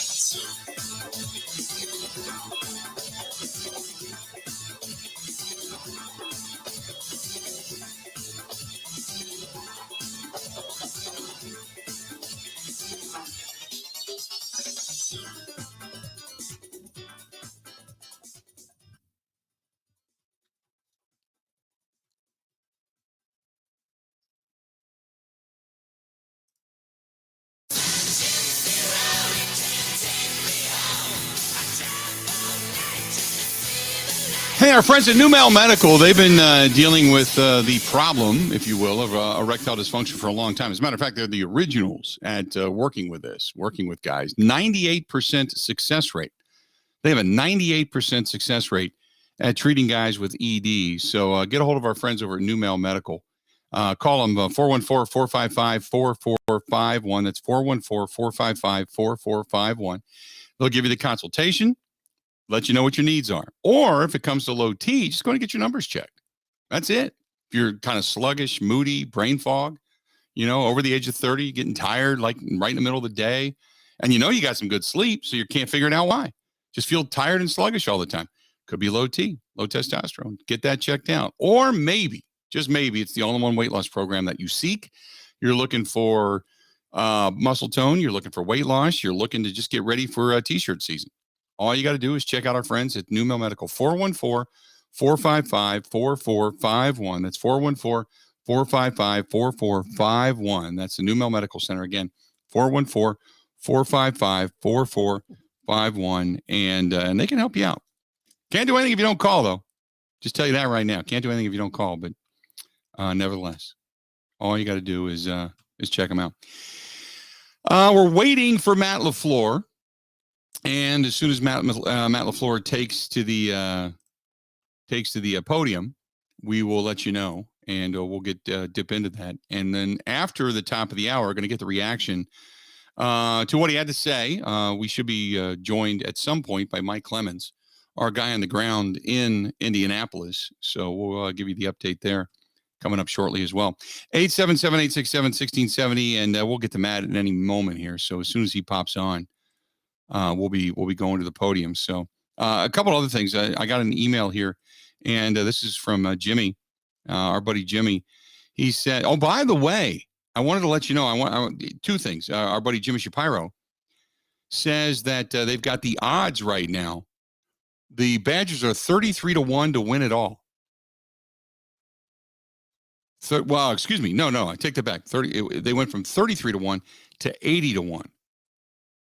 Gonzaga, Kentucky, Arizona, Duke, Auburn, Baylor, Kansas, Purdue, Villanova, Texas Tech, Illinois, UCLA, Arkansas, Houston, Tennessee, Connecticut, Alabama, Providence, Ohio State, Texas, Iowa, LSU, St. Mary's, then Wisconsin are the odds to win it all in the NCAA tournament. I think that's a little bit outside looking in. Michigan State right after them, then USC, then Marquette, then Loyola, and then Memphis. Matt LaFleur heading to the podium. Let's dip into that right now. Just first and foremost, a great person, but I would say that I recognized it pretty early. I mean, this guy's been doing it at a high level for a really long time. He's just a great person, great team guy, great communicator, brings a lot of energy to the staff, to the team, and I think he's going to do a great job.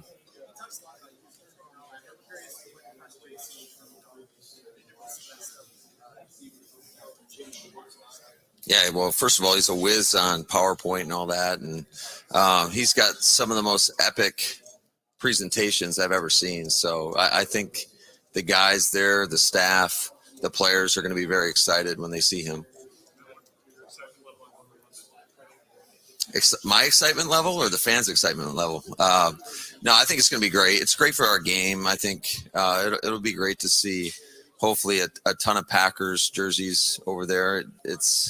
It'll be my third time going over there. So typically what you see every team represented there. And hopefully that day we'll see a lot of green and yellow. Well, I think you just going through that process is so beneficial. I know, like the first time going over there, not really sure what you're getting into. And then when I was with Tennessee the following year after LA, we went and we kind of followed the same format, left Thursday after practice. So it'll be new for most of our guys. Obviously, we're the only team that hasn't gone over there. So, but I think just going through everything, being a part of that process will hopefully give us an advantage.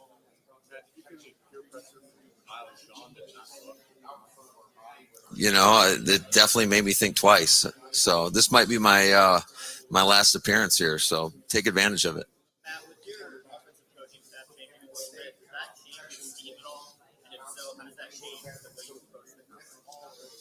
No, I wouldn't say it changes our scheme. It does not change our philosophy. Certainly, you've got to integrate the new pieces into it, and teach these guys what you want. And but we're very, very confident that we've got guys that are ready to do that, and we'll really dive into this stuff. I would say starting next week, kind of going through all our self scout, and right now our guys are more focused on free agency, on the draft process. And so it'll be good to get everybody back in the office next week and really dive into our scheme.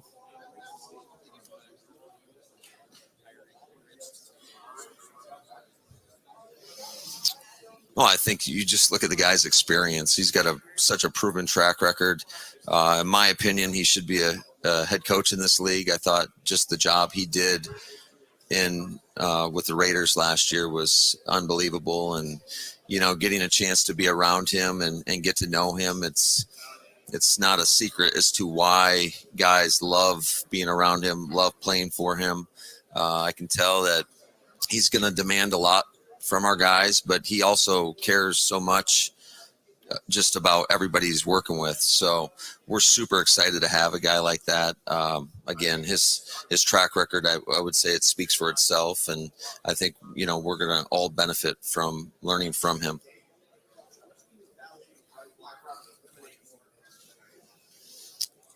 It's absolutely paramount.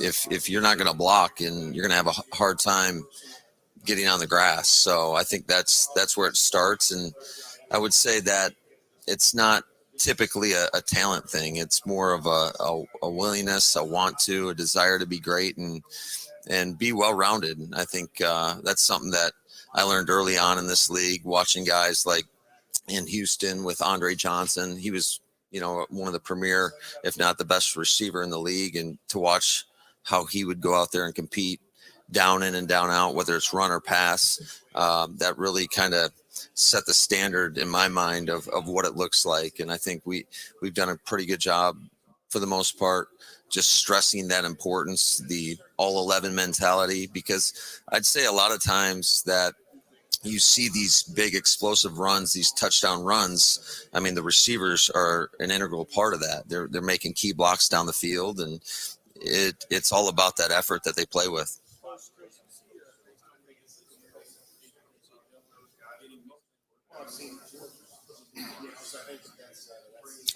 I thought we mixed him in a decent amount last year, but apparently not enough. No, he is a premier back. We're fortunate. We've got two number one backs, and they both offer a little bit something different. But the one thing that I love about both of those guys is obviously they can run the football at a very high level, but just their contributions in the passing game, whether it's in protection, whether it's receiving out of the backfield, whether it's lining them out wide. I think both of those guys are very versatile, and that's an important part to our offense.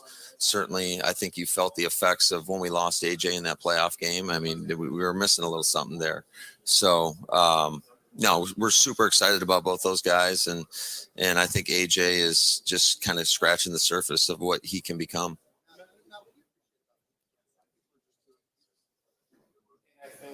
There's so many things. I don't know where to start, but I would tell you that, again, it all starts with the type of person that you're getting. And I mean, he's a super loyal dude, great family man, cares about everybody he's around. His players feel that. I think he's extremely detailed. He's a really hard worker, always brings great ideas to the table, a great communicator, brings, again, a lot of energy. And certainly we're going to miss him, but I think Chicago definitely got a real guy down there, and I think it's a matter of time before he's standing up at this podium as a head coach. How do you evaluate trying to strike a balance between regular season success you had compared to obviously a disappointing end of the season? Yeah, well, ultimately, there's only one happy team at the end of this. Unless you're hoisting that Lombardi trophy, everybody's disappointed. So I think we've done a lot of great things. Certainly haven't accomplished the ultimate goal, and we're not going to rest until we do that. And then if we're able to do that, then you kind of flip the script and it's on to the next year. So we're always going to chase that goal. That is the number one goal. And but we're going to take it the same way we always do. And it's one day at a time, one game at a time. And I know these local guys are probably rolling their eyes right now because they've heard me say it a million times, but I really do believe in that process, I think. Let's do this. We're going to step away. We'll pull out of this real quick, and we'll come back to it after the top of the hour. Matt LaFleur talking to the media live at the Combine down in Indianapolis. Final hour of the Bill Michaels Show. This portion of the program brought to you by our friends at The Nice Ash. Go to 323 West Main Street, downtown Waukesha. Go to theniceash.com, theniceash.com. More of the Bill Michaels Show coming up next.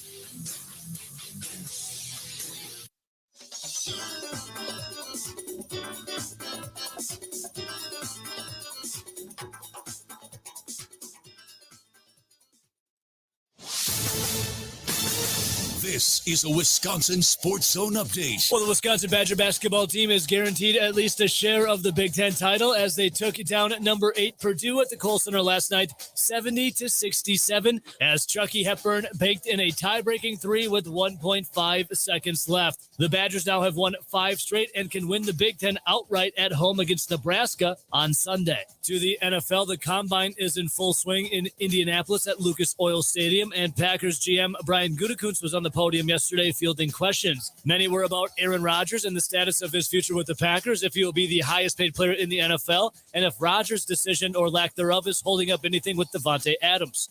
Here's more from the GM. Yeah, I mean, obviously we'd like to know as soon as we can, just because I think it helps for planning and moving forward. But those two situations are completely different. I mean, they're two different players and two different situations, both great in their own right. And we were lucky to have them, and we'll hopefully be able to have them both moving forward, but they're separate. Rodgers had said he'll have his mind made up before free agency begins. That's on March 16th, and the NFL's Combine continues on until March 7th. Want to save even more at Fleet Farm? Well, now you can with Fleet Rewards. It's free to sign up, and there's no credit card required. Using Fleet Rewards is easy. Earn points every time you shop. Plus, get exclusive member offers, birthday and anniversary perks, free tire rotations, and more. Download the Fleet Farm app or create an account at fleetfarm.com/rewards to start earning points today. Fleet Farm, proudly serving the Midwest since 1955. The Milwaukee Bucks are back in action tonight at the Pfizer Forum. They'll welcome in the Miami Heat for a 7 o'clock tip. And finally, Major League Baseball and the Players Association could not come to an agreement for a new collective bargaining deal. Therefore, the first 2 series of the season for all 30 teams have been canceled, shortening the year from 162 to 156 games. For the Wisconsin Sports Zone Network, I'm Ebo.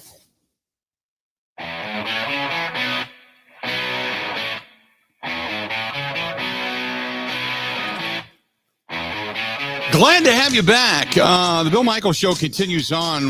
Matt LaFleur at the podium talking right now to the media. We want to get back into that. Matt LaFleur talking to the media down in Indianapolis at the Scouting Combine. Here he is.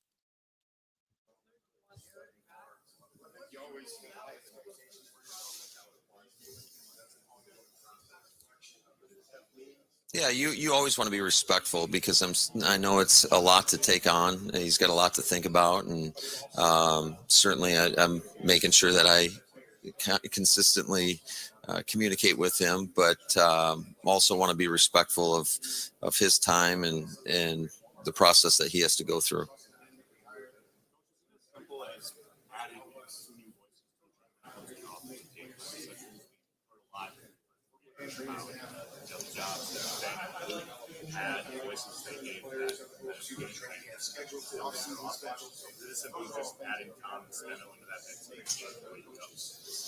Well, I think you're always constantly evaluating your process and how you go about game planning.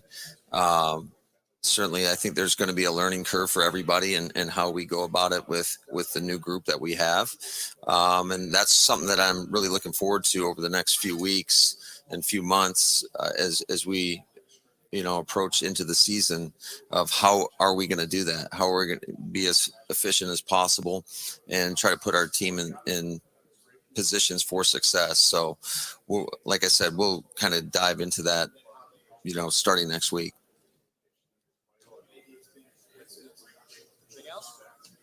You guys good? All right. That's it. Easy on me. There you go. Very short, very sweet. Matt LaFleur talking to the media. So he, when asked specifically about Aaron Rodgers, he had a lot to say about Bisaccia. Bisaccia is obviously the new special teams coach, and talked about he can already see why so many players played for him and liked him and enjoyed him, and what he can learn from him and such. Obviously being a little bit older guy in the league. Same thing with Tom Clements.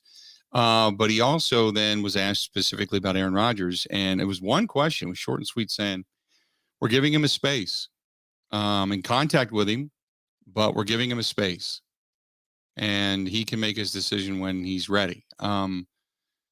So again, they're not putting a deadline on it saying, we need it today. But you heard yesterday, very specifically, Brian Gutekunst said that, we need an answer sooner rather than later. And they did not want to get this thing into free agency before he made a decision. Now, Rodgers has stated over and over again, unequivocally, that, yeah, he'll make a decision here in the next week.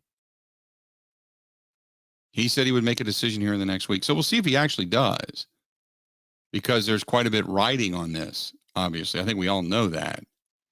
But you can only ask so much about it. I mean, they're not going to answer anything. They're not going to give you anything. And they're certainly not going to say anything in regards to forcing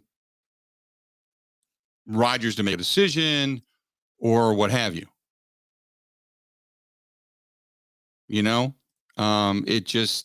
They seem like they can say, we are just going to let him ride it out.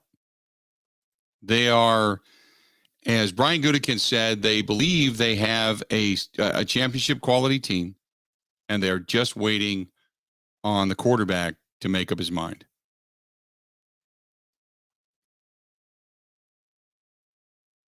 Yeah, that's about it. So we'll kind of hold our breath and hope that a decision is made sooner rather than later. By the way, really good article. I was flipping through Paul Daugherty. It made it through to Twitter, but it's out of the Cincinnati Enquirer. He wrote an article regarding Rob Manfred. And he said, Major League Baseball Commissioner Manfred declared Tuesday baseball is going to be delayed. He failed, by the way, in bold letters, at the one job he was tasked to do. He didn't exactly word it that way. Rather, Manfred said this in reference to the past few years of non-negotiation. Quote, a lot of rhetoric was negative with respect to the clubs, the commissioner's office, me. That environment someone else created. And it's an environment in which it's tough to build bridges. In other words, it's not my fault. That's what Rob Manfred is saying. Daugherty says you had one job. One job. Canceling games is just the latest evidence that nobody involved gives a damn about the people who've enriched themselves and their businesses with baseball. You buy the stadia, you pay for the apps that allow you to watch. You pay for the tickets and the beers, the jerseys, the salaries, the lives of these people that these people enjoy. You are the reason that owning a baseball team is like owning a gold mine where the gold never runs out. You ask only that they cash your checks without complaint and keep the game going. The concern about our fans is at the very top of consideration, Manfred said. He says, do us a favor. If you're going to talk down to us, at least try not to insult our collective intelligence. Then explain in detail how canceling games is a part of your master plan to please your customers. And he says that wasn't even the biggest whopper Manfred attempted from the podium in Jupiter, Florida yesterday. There was this. He said, the last 5 years have been very difficult years from a revenue perspective because of the pandemic. Aside from the revision of history, few of us were aware of, did you know, COVID-19 arrived 5 years ago? Manfred's statement was a flat-out lie.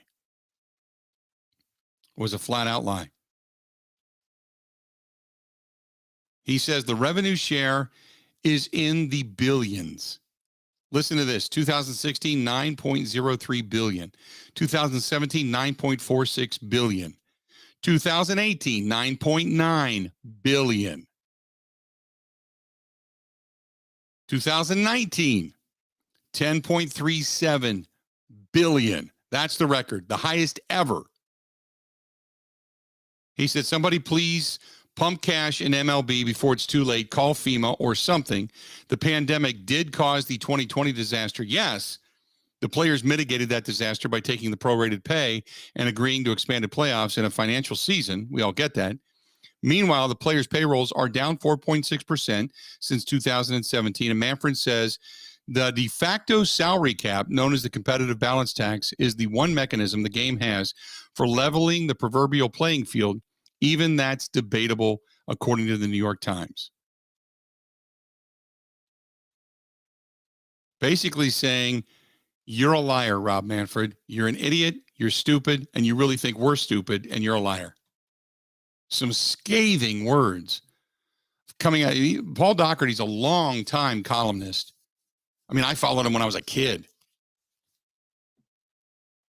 So, that's about as scathing gets when it comes to a report on Rob Manfred and how bad he is as a commissioner and how much he just doesn't care about the fans. It's all crap. It's all money. Screw you. They're going to get theirs. That's basically it. The revenue share has gone up to over $10 billion, and salaries have come down. Stupid contracts have gone up, but salaries have come down, and they still scream poor. And the players, this is the reason the players turned them down. So there you go. Just wanted to bring that up. I saw that cross the wire, and I'm like, wow, that's, as I'm sitting here listening to, Matt LaFleur, it's like, wow, that's about as scathing gets. Huh. 877-867-1670. You want to hit us up? Give us a shout. Robin says, so what will be the moment Aaron realizes he wants to go back to Green Bay?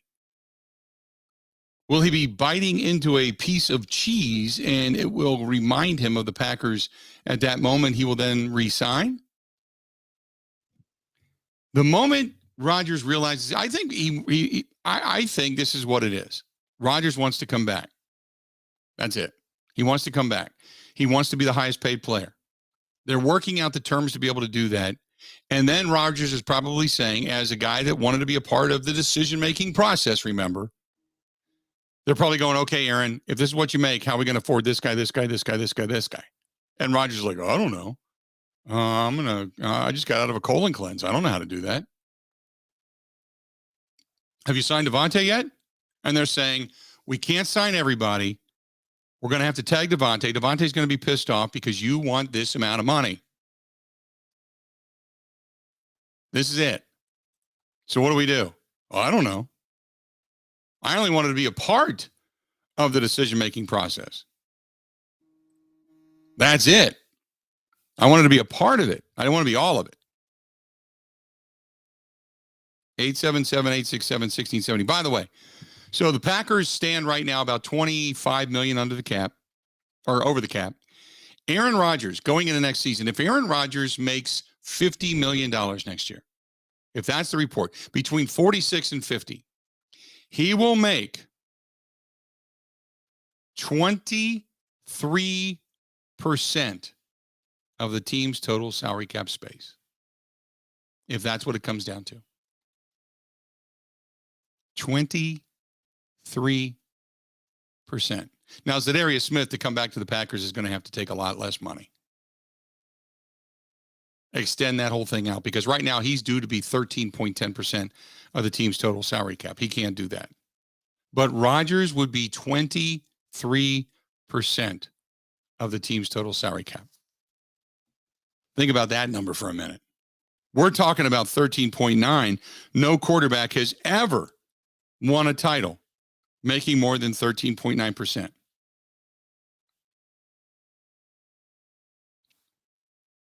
but he would end up getting 23% of the team's total salary cap. Think about that. We should be joined shortly by our good buddy Mike Clemens. He'll be talking to us, so we're going to chat with him coming up here in just a little bit. Stay tuned for that. We'll get his reaction to what Matt LaFleur had to say. And Mike and I talked a little bit last night as well. I still get the sense that Gutekunst, it's kind of the Mexican standoff. He's waiting for Rodgers. Rodgers is waiting for Adams. Adams is waiting for Rodgers. The Packers aren't going to deal with Adams until they know what Rodgers is going to do. Rodgers doesn't want to deal with them until he knows what Adams is going to do. And he doesn't realize that the quarterback is the most important position and has to fall first. He also doesn't realize that anything over 13.9% of the team's total salary does not earn you a championship. So they're trying to figure that out. That's where we're at. No decision, tick-tock, clock is ticking. He said he would make a decision prior to free agency and prior to the end of the franchise tag, which basically puts him on the clock for next Tuesday. So we'll see what happens and if he keeps his word. 877-867-1670. Stay tuned. More of the Bill Michaels Show next. Covering Wisconsin sports like a blanket. This is the Bill Michaels Show on the Wisconsin Sports Zone Radio Network. They don't repair cracked helmets, cracked teeth, or cracked stadium seats. They do repair cracked windshields. Complete auto glass, windshield repair and replacement, windshield camera recalibration, and more. An insurance-preferred service provider with free price quotes and a 100% satisfaction guarantee. Plus, you'll be happy to know you're dealing with a local, family-owned business who understand their Wisconsin neighbors. Complete Auto Glass, repair and replacement. Visit CompleteAutoGlass.com.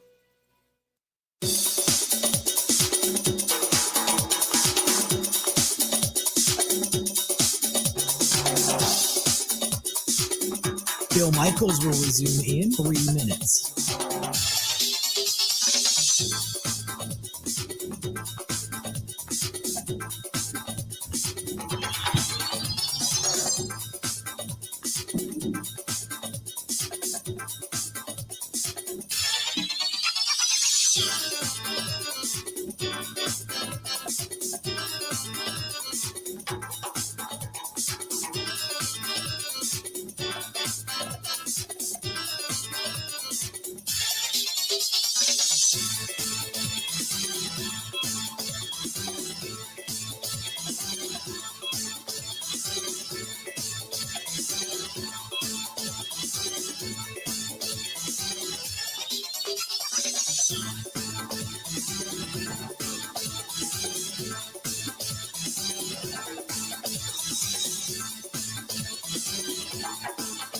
Bill Michaels will resume in 2 minutes.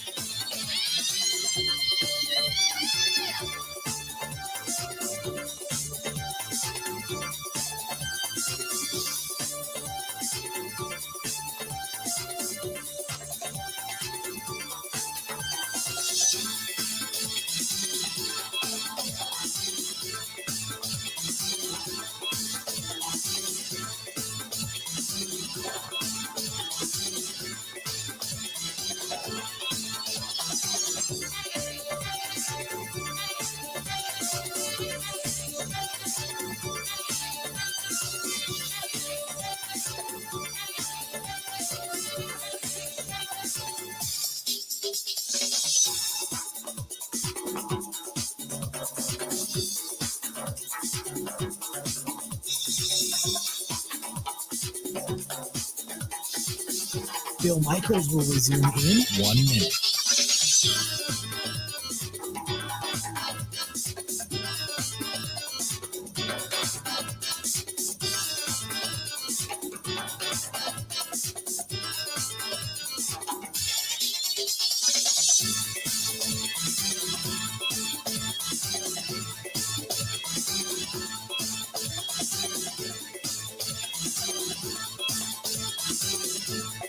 Bill Michaels will resume in 30 seconds.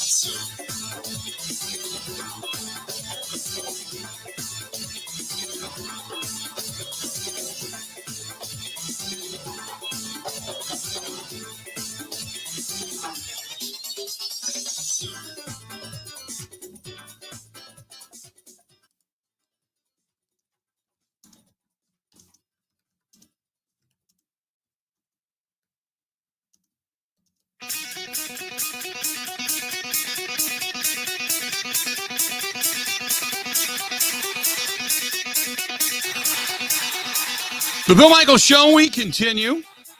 This portion of the program brought to you by our friends at Epoxy Flooring Done Right. Sean and the gang over there, they do such great work. They've done work at my house, and every time somebody goes to the gym and looks at the floor, they're like, wow, this is really nice. And I always tell them Epoxy Flooring Done Right. Sean did a great job with my place. He can do it with yours, from Milwaukee to Green Bay to Madison, everywhere in between. EpoxyFlooringDoneRight.com. That's EpoxyFlooringDoneRight.com. Different colors, finishes. They can even paint the room for you as well. Call them 262-443-2852. If you're a homeowner, if you're a business owner with a small showroom, or maybe industrial, again, call them 262-443-2852. 262-443-2852. That's Epoxy Flooring Done Right. That's Epoxy Flooring Done Right. Tell them we sent you. That's Epoxy Flooring Done Right. Hey, real quick, too, don't forget about our friend Lyle and the gang out of J&L Tire Service Center out in Johnson Creek, just north of 94. Goodyear, Dunlop, Kelly tires, but they're best known for their service, backing it up, guaranteeing it, and the wonderful work that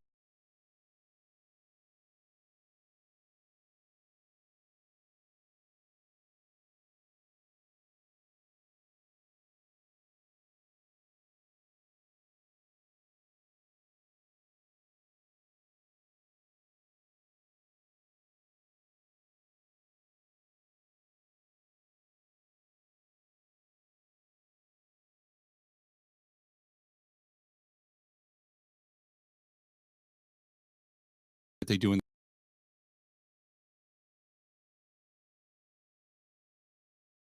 of Ben's appearance on the show from earlier today. I've been around this team, covering this program since '03, and there's been some good ones over the time period. There's been some loud environments, and I don't know if it's because I'm a little older, or they put in new speakers, but that building was as loud as I've heard it in almost 20 years last night. It was a great atmosphere, and it was a big college basketball game. Both teams are quality programs. Both have a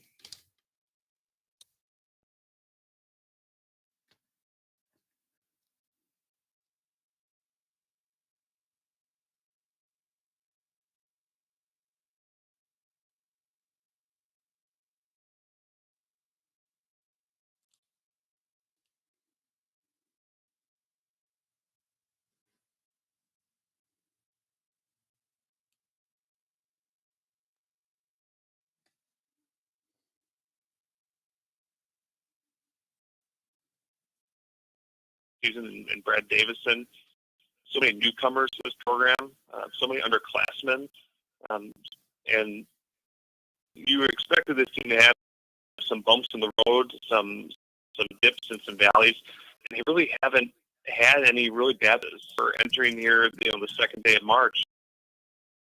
They've been remarkably consistent. They've been really tough. It's been a really impressive team just to watch mature from November to now.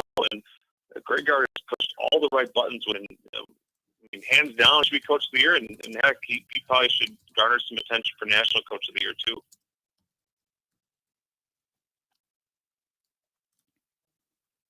Welcome back. There you go. That's some of the thoughts of Wargle from earlier today at Rivals. You can read his stuff there. Sorry about that. I don't know what happened. All of a sudden, just gone for a second, and everything rebooted and back. We're going to check in and see if we can't find our guy Mike Clemens on the ground down in Indianapolis. We'll get his thoughts on what Matt LaFleur had to say. He might now actually in the because Matt LaFleur was on the big podium. And he may be right now in the scrum with the local media talking to Matt LaFleur. So we'll see what comes out of that coming up here, but stay tuned for that. Getting back to, and that is really, let's be, oh, by the way, I wanted to make a mention of this. Jeff Goodman. And Jeff Goodman is an analyst at the stadium, covers college basketball, previously to ESPN and CBS. He is reporting that Pat Baldwin Sr. has been fired by UW Milwaukee. He is reporting that he has been fired by UW Milwaukee. That's according to Jeff Goodman. So it's just kind of our eye as we're sitting here reading this, but find out if it's been reported. Yes, Pat Baldwin has been relieved duties as the head coach of UWM. The school announced in 5 seasons, the Panthers finished 57-92. 57-92. Since they let go of Rob Jeter, really the program has never been the same. Jeter kept them competitive, and they were supposed to get better. And their athletic director, who at the time was pretty much of a train wreck, it was a power struggle from within. They've done, I mean, it's a shame. This was a team that was a Sweet 16 team under Bruce Pearl. Go back a couple of decades. And not that far out of our memory from what it was. And it's just been a train wreck. Pearl left. Jeter kind of held the program together, kept boosters and sponsors engaged, was a good there. And then it got into a pickle. And so rather than let the head coach be the head coach, they cut Rob Jeter loose, and it's been awful. It's been awful. So, 877-867-1670. If you want to shoot us a note, you can on Twitter at Bill_Michaels. At Bill_Michaels. You'll find us over on the Facebook fan page. You can find us on Twitch. You can also email the show, TheBillMichaels at gmail.com. That's TheBillMichaels at gmail.com. This is from Mark, who said, listening to Matt LaFleur, he said, Matt sounds like he wants to give Aaron all the time to make a decision. Why has Aaron not made a decision yet? I don't know. It's got to be irritating. Right? It's got to be irritating. This is, if you get a contract worked out, that's a few more years for Rodgers, say 3 more, 4 more, then it's done. You don't have to go through this every year, because then you've given him that stability that he's been seeking, right? But what do you need to do? What else needs to be done? I don't, whatever. It's boggling that it's taking this long and people are getting antsy. The teams to know all that, and they can't make a move, and they can't do anything in free agency until they really figure this thing out. We all know that, right? So who knows? Who knows? We'll sit here and wait.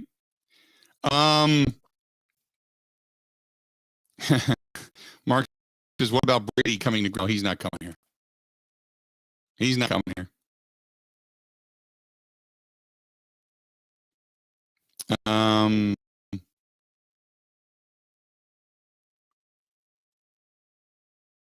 Let's see here. It was on the afternoon show off season, unless he makes a special appearance. Are you talking about McAfee, John? If Rodgers takes that time and goes to the Pat McAfee show, okay, then I would get it. If he would make some kind of an appearance, say tomorrow or Friday, okay, yeah, I could see that. We'll see what he does.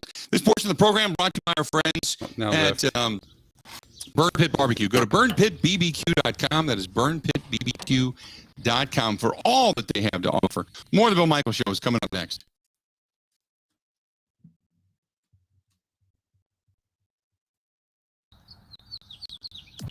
Covering Wisconsin sports like a blanket. This is the Bill Michaels Show on Wisconsin Sports Zone Radio Network. Catch all the racing action at Road America. Camping and corporate events available as well. Go to roadamerica.com for all the information. Road America, America's national park of speed.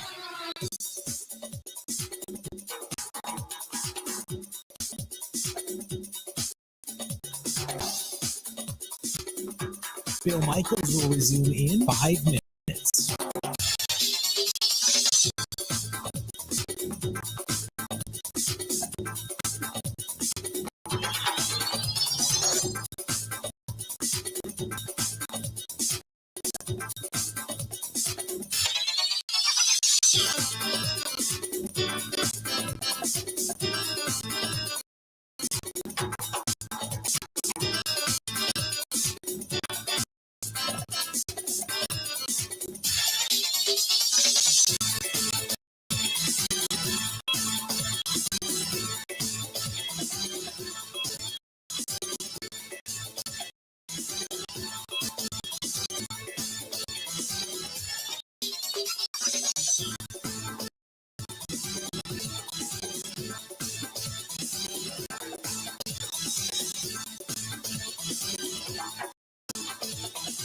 Michaels will resume in 4 minutes.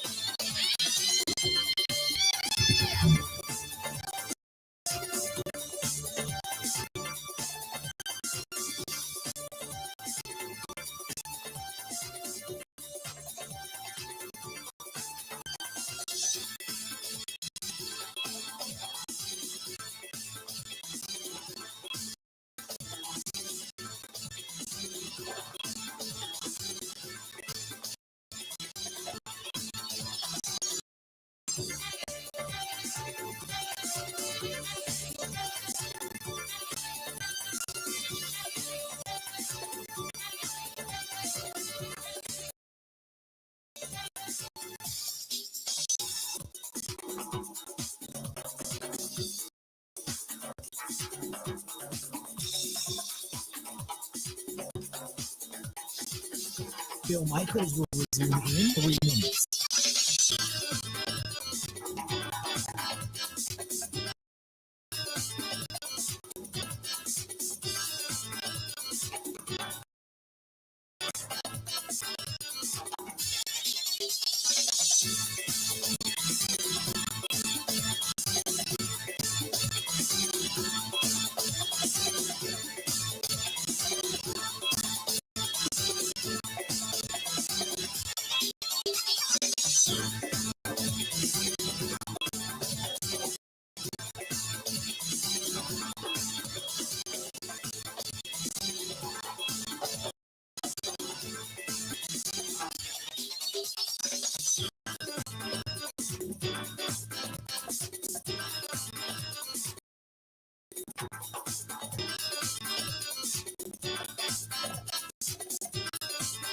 Bill Michaels will resume in 2 minutes.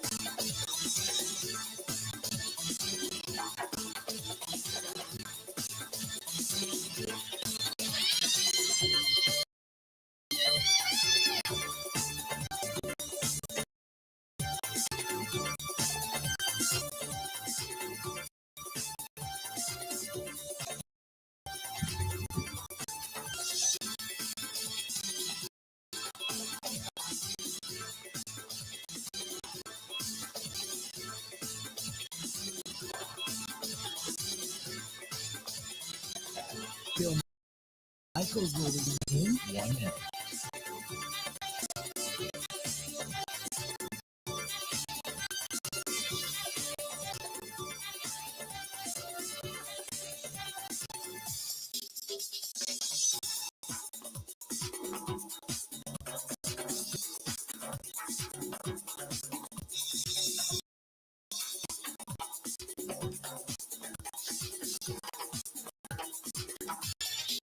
Bill Michaels will resume 30 seconds.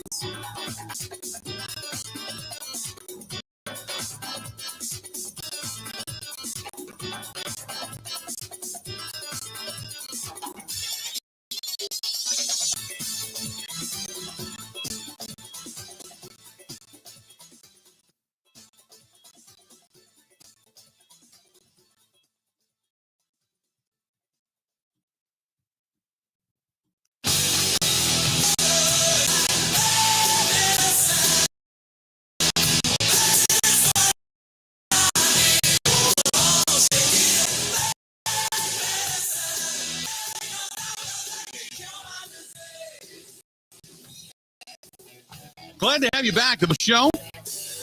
Continuing on, and a couple of segments ago before we get there from Mike Clemens here at some point, I know that he is speaking to Matt LaFleur, and a chance to talk with him after the fact, after he clearing the podium from the national, which is what we heard, and then they do a private one-on-one with local media, kind of backstage, in fact. So we'll find out what he had to say coming up here, hopefully before the end of the program. So hang in there for that. UWM, the Panthers have cut loose Pat Baldwin Sr. He has been let go. So he is no more their head coach. A very subpar performance, I guess, when it comes to his coaching career. Meanwhile, LaFleur, they're trying to balance, telling Rodgers how much they love him with trying not to be annoyed by the fact that he hasn't made a decision yet. And you heard Matt LaFleur earlier say that we're just, it would be unfair just to give him time. I don't know what else needs to be done. But as you and I have discussed for a while now, it has been no word as far as to if anything has been reached. In the meantime, you got the good news is that the Badgers coming up on Sunday, and they get that win. They win the Big Ten outright. They have the number 1 seed in the Big Ten tournament. Get a few wins, and you might find yourself as a number 2 seed in the NCAA tournament. And we'll talk more and more about that as the tournament gets underway. But a lot of Badger talk coming up probably Monday, Tuesday, Wednesday, going into next week for sure. But we'll talk more about that coming up here in a little bit. But by the way, the Giants have now officially released the tight end Kyle Rudolph and running back Devontae Booker. Somebody had brought that to my attention because they said, well, would Rudolph make a pickup? Again, here's the problem. Yeah, he would. He would make a great pickup. But they can't do anything until they find they have. The agency hasn't started yet. You're going to start kind of laying that groundwork eventually for players before we start looking at people. But, you have until next Tuesday to franchise tag a player. Otherwise, they become an unrestricted free agent. And we assume that the Packers will do that if they feel they're going to lose to Adams. But Williams says, would you go after Kyle Rudolph? Let him know that you're in the market for a tight end. With the uncertainty of Robert Tyson coming back, they need pass-catching tight end, specifically in the red zone. I agree with all of that. But, William, even if it gets to free agency, if you don't have that answer from Rodgers, there's nothing you can do. Why go out and buy and spend money on free agents if you're if you're not in it, if you're not really going for it, that's where you're at.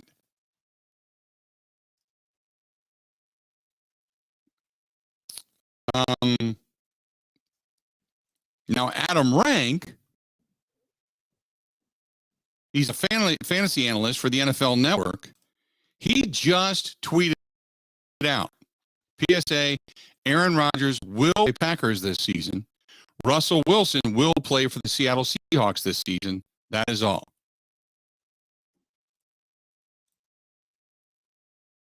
So that's NFL Network. He's a fantasy analyst. I would assume he doesn't have any more insight than he else does, but he just tweeted that out. Just tweeted that out just a second ago. Drew writes in the email inbox, he says, Bill, what is the likelihood that Aaron Rodgers announces over the weekend when the coverage of him is light? Drew, there won't be light. If he announces, it won't be light coverage. It may get washed a little bit until Monday, but it'll put him at the forefront come Monday morning when it comes to coverage. There is no down news cycle. I mean, Friday night into Saturday morning, Saturday night into Sunday morning, it's kind of a down news cycle, but for the most part, with the advent of Twitter and social media and such, yeah, you're almost right away a topic, regardless, because it comes to everybody's phone, it comes to everybody's computer, it comes to watches now. I mean, depending on your breaking news.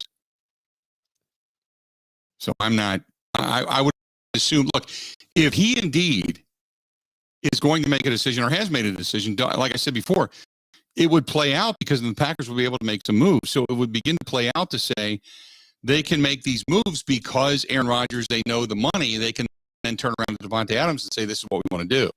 Which means they can talk to Devontae, and Devontae's people are going to know because then they're going to be informed that they have this negotiation ability that they hadn't had up until the point. You know what I mean? It becomes a trickle-down effect, and it all hinges on Aaron Rodgers. It all hinges on Aaron Rodgers.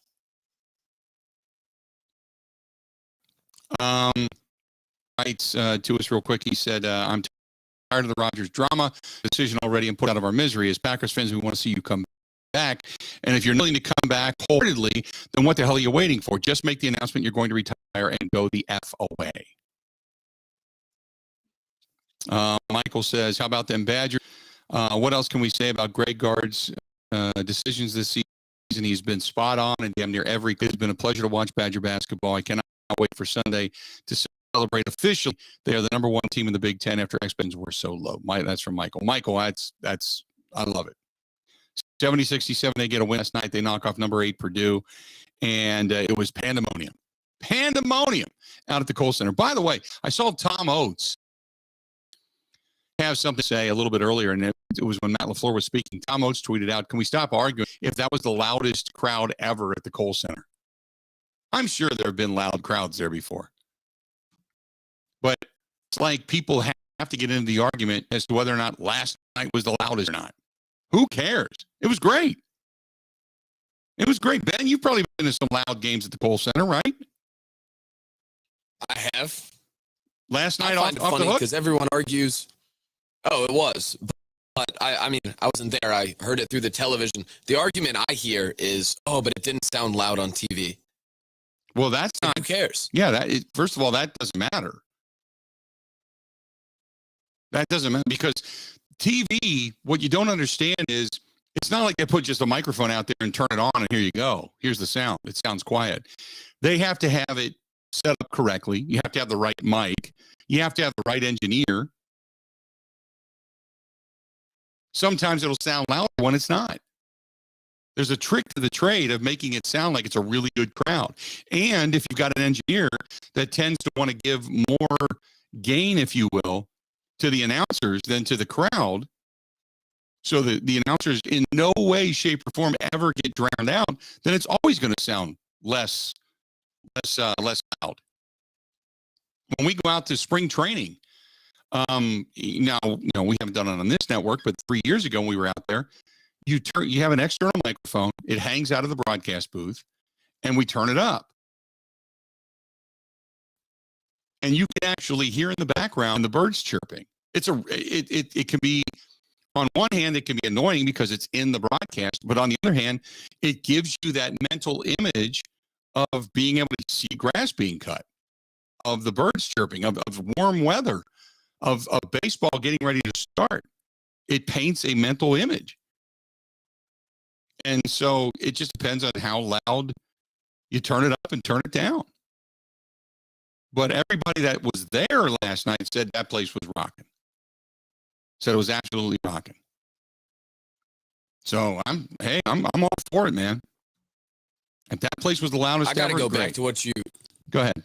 Yeah, I got to go back to what you read before Tom's tweet. If someone's talking about celebrating again on Sunday, I don't know if I can physically do that.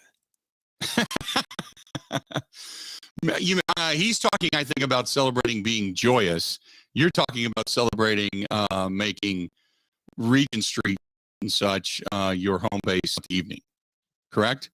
I don't think another 2 a.m. work night is feasible in my future. Right. Yeah, those aren't easy to wake up from. That I'll give you.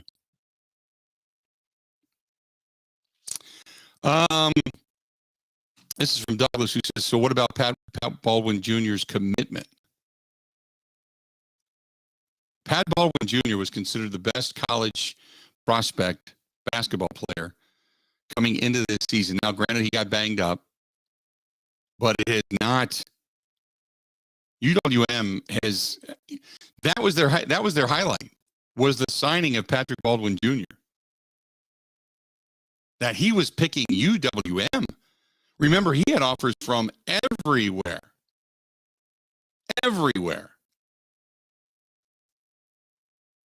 And he chose UWM, which made a lot of us go, this is great. He'll put the program back on the map from where it was when Bruce Pearl left. But it also left a lot of people scratching their head going, no offense, but he chose UWM. Why? And now, let's say he wants to transfer. I'm sure some of those those offers are still going to be there, but you have to think some of these things have been diminished by a beyond subpar season coming out of the Panthers and coming out of Patrick Baldwin Jr.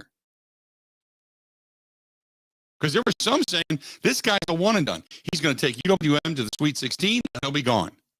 And nothing. Now, if he goes somewhere next year, say he accepts Kentucky's offer or Auburn's offer, or he goes to Michigan State, or wherever else he wanted to go, because he had offers from everywhere. Say he goes there and ends up flourishing, then it's an emphatic stamp on his own father as a head coach. How bad that system was, how bad that circumstance was. Or he just goes to one of these other programs and you never hear from him again. And one of the worst decisions he ever made in his life was maybe to go play for his dad. So who knows? Final segment of the program coming up. We're going to step away. More of the Bill Michaels Show. It's coming up next.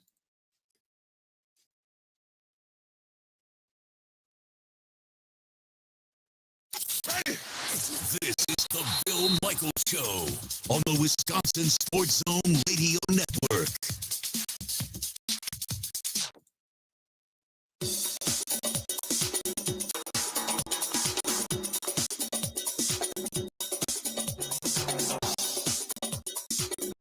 Bill Michaels will resume in 3 minutes.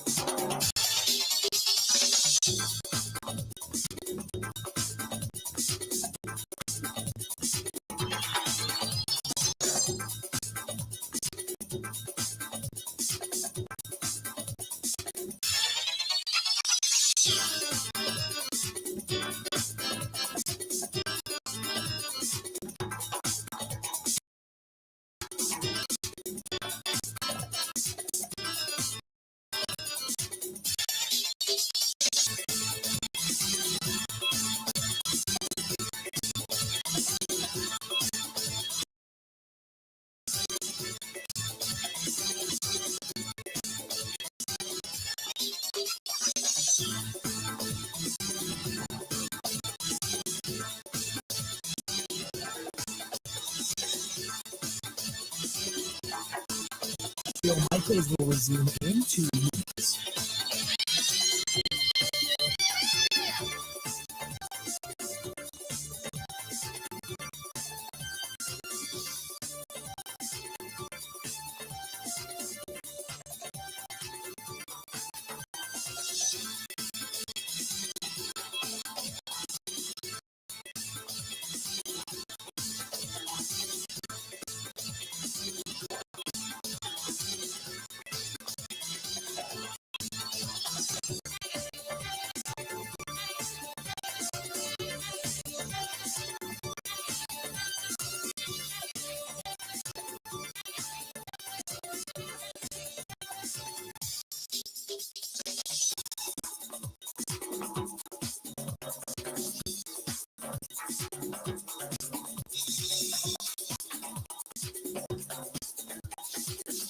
Bill Michaels will resume in 1 minute.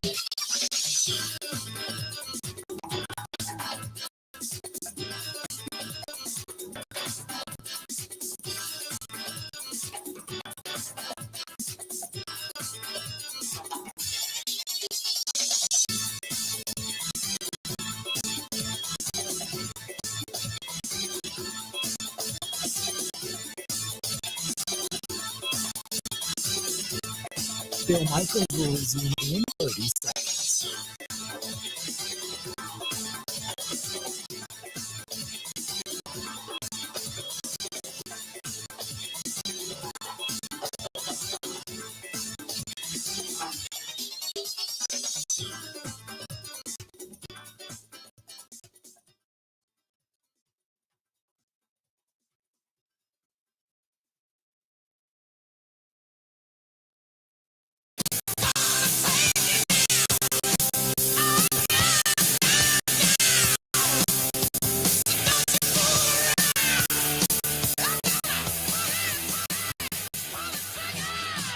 Welcome back. Glad to have you.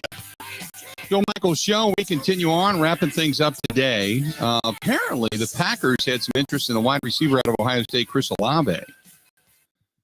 According to some of the reports coming out of Indianapolis, as the Packers and they, as their representatives and scouting department, continue to look for prospects coming in to this year's NFL draft. And the Packers and linebacker Preston Smith's agents are expected to be in contact on a potential contract extension as well. So that news came out about a couple of hours ago. And so they're waiting to find out, though, what the availability of cash is going to be. Again, Preston Smith is sitting there wanting to know, what am I going to get? And the Packers cannot make a move until they get word from Aaron Rodgers. So we'll see.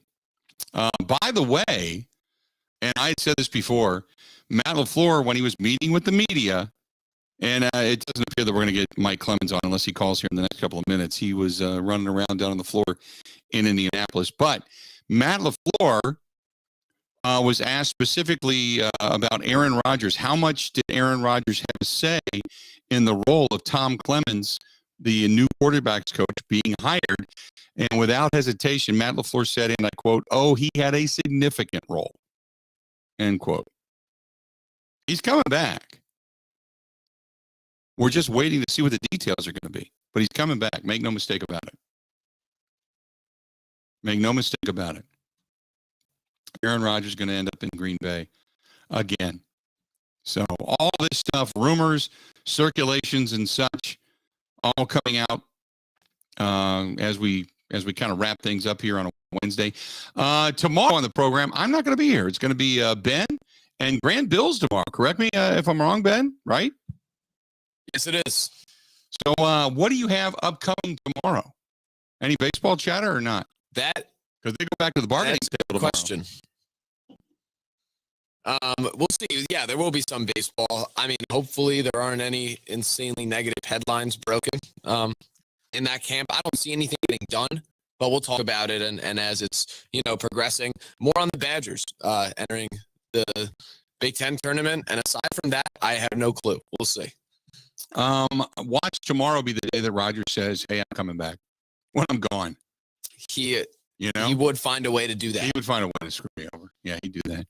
Again, Matt LaFleur being asked by numerous outlets about Tom Clemens, saying he had a significant role, Aaron Rodgers did, in the hiring of Tom Clemens. You find it very hard to believe that the Packers and Rodgers go through the entire process without a strong belief that he's going to be back. I'm in 100% agreement. I still believe that Rodgers is coming back. I still believe he wants to be the highest paid player. They're trying to figure out the numbers. They're trying to figure out the years. They're trying to make sure that this thing is done and done correctly and gives them enough flexibility in some way, shape, or form to be able to go out and get other guys. And like we had mentioned earlier, Preston Smith's representation is now waiting to hear as to what Rodgers is going to do and hear back from the Packers, because they cannot make a decision just yet until at some point Rodgers decides what's going on.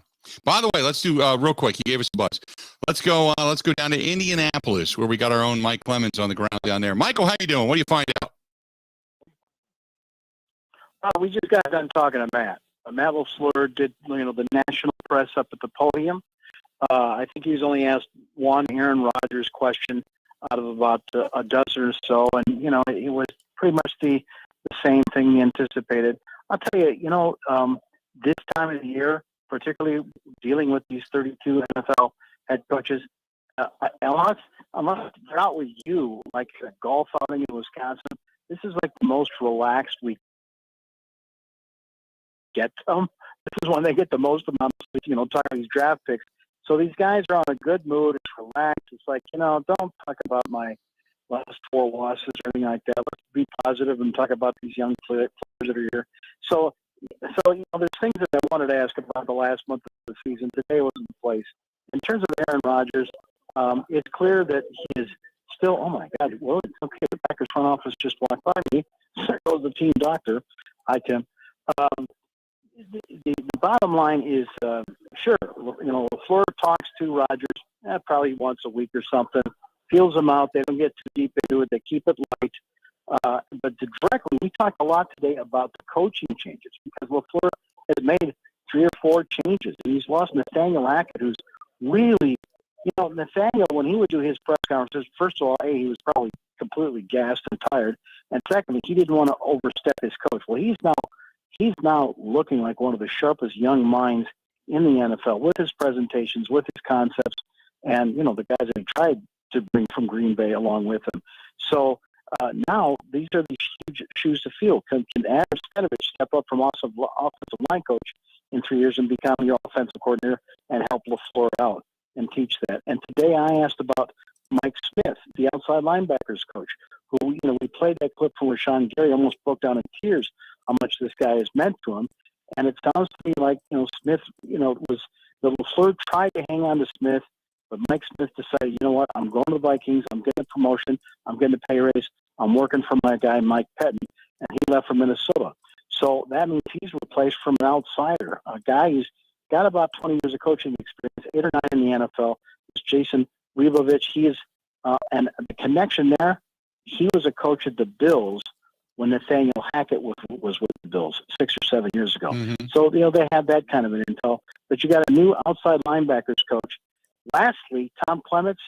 Matt LaFleur was asked, so if Aaron Rodgers hadn't brought up Tom Clements VP here, and LaFleur said, no, absolutely. It was because Aaron Rodgers wanted Tom Clements. So point blank, he answered why they brought back 68-year-old Tom Clements as the new quarterbacks coach of the Green Bay Packers. Yeah, because they really didn't have any kind of a connection, and this is a much younger staff. So to bring Clements back at the age, like you said, of 68, it's just an odd move if it wasn't for Aaron Rodgers, right?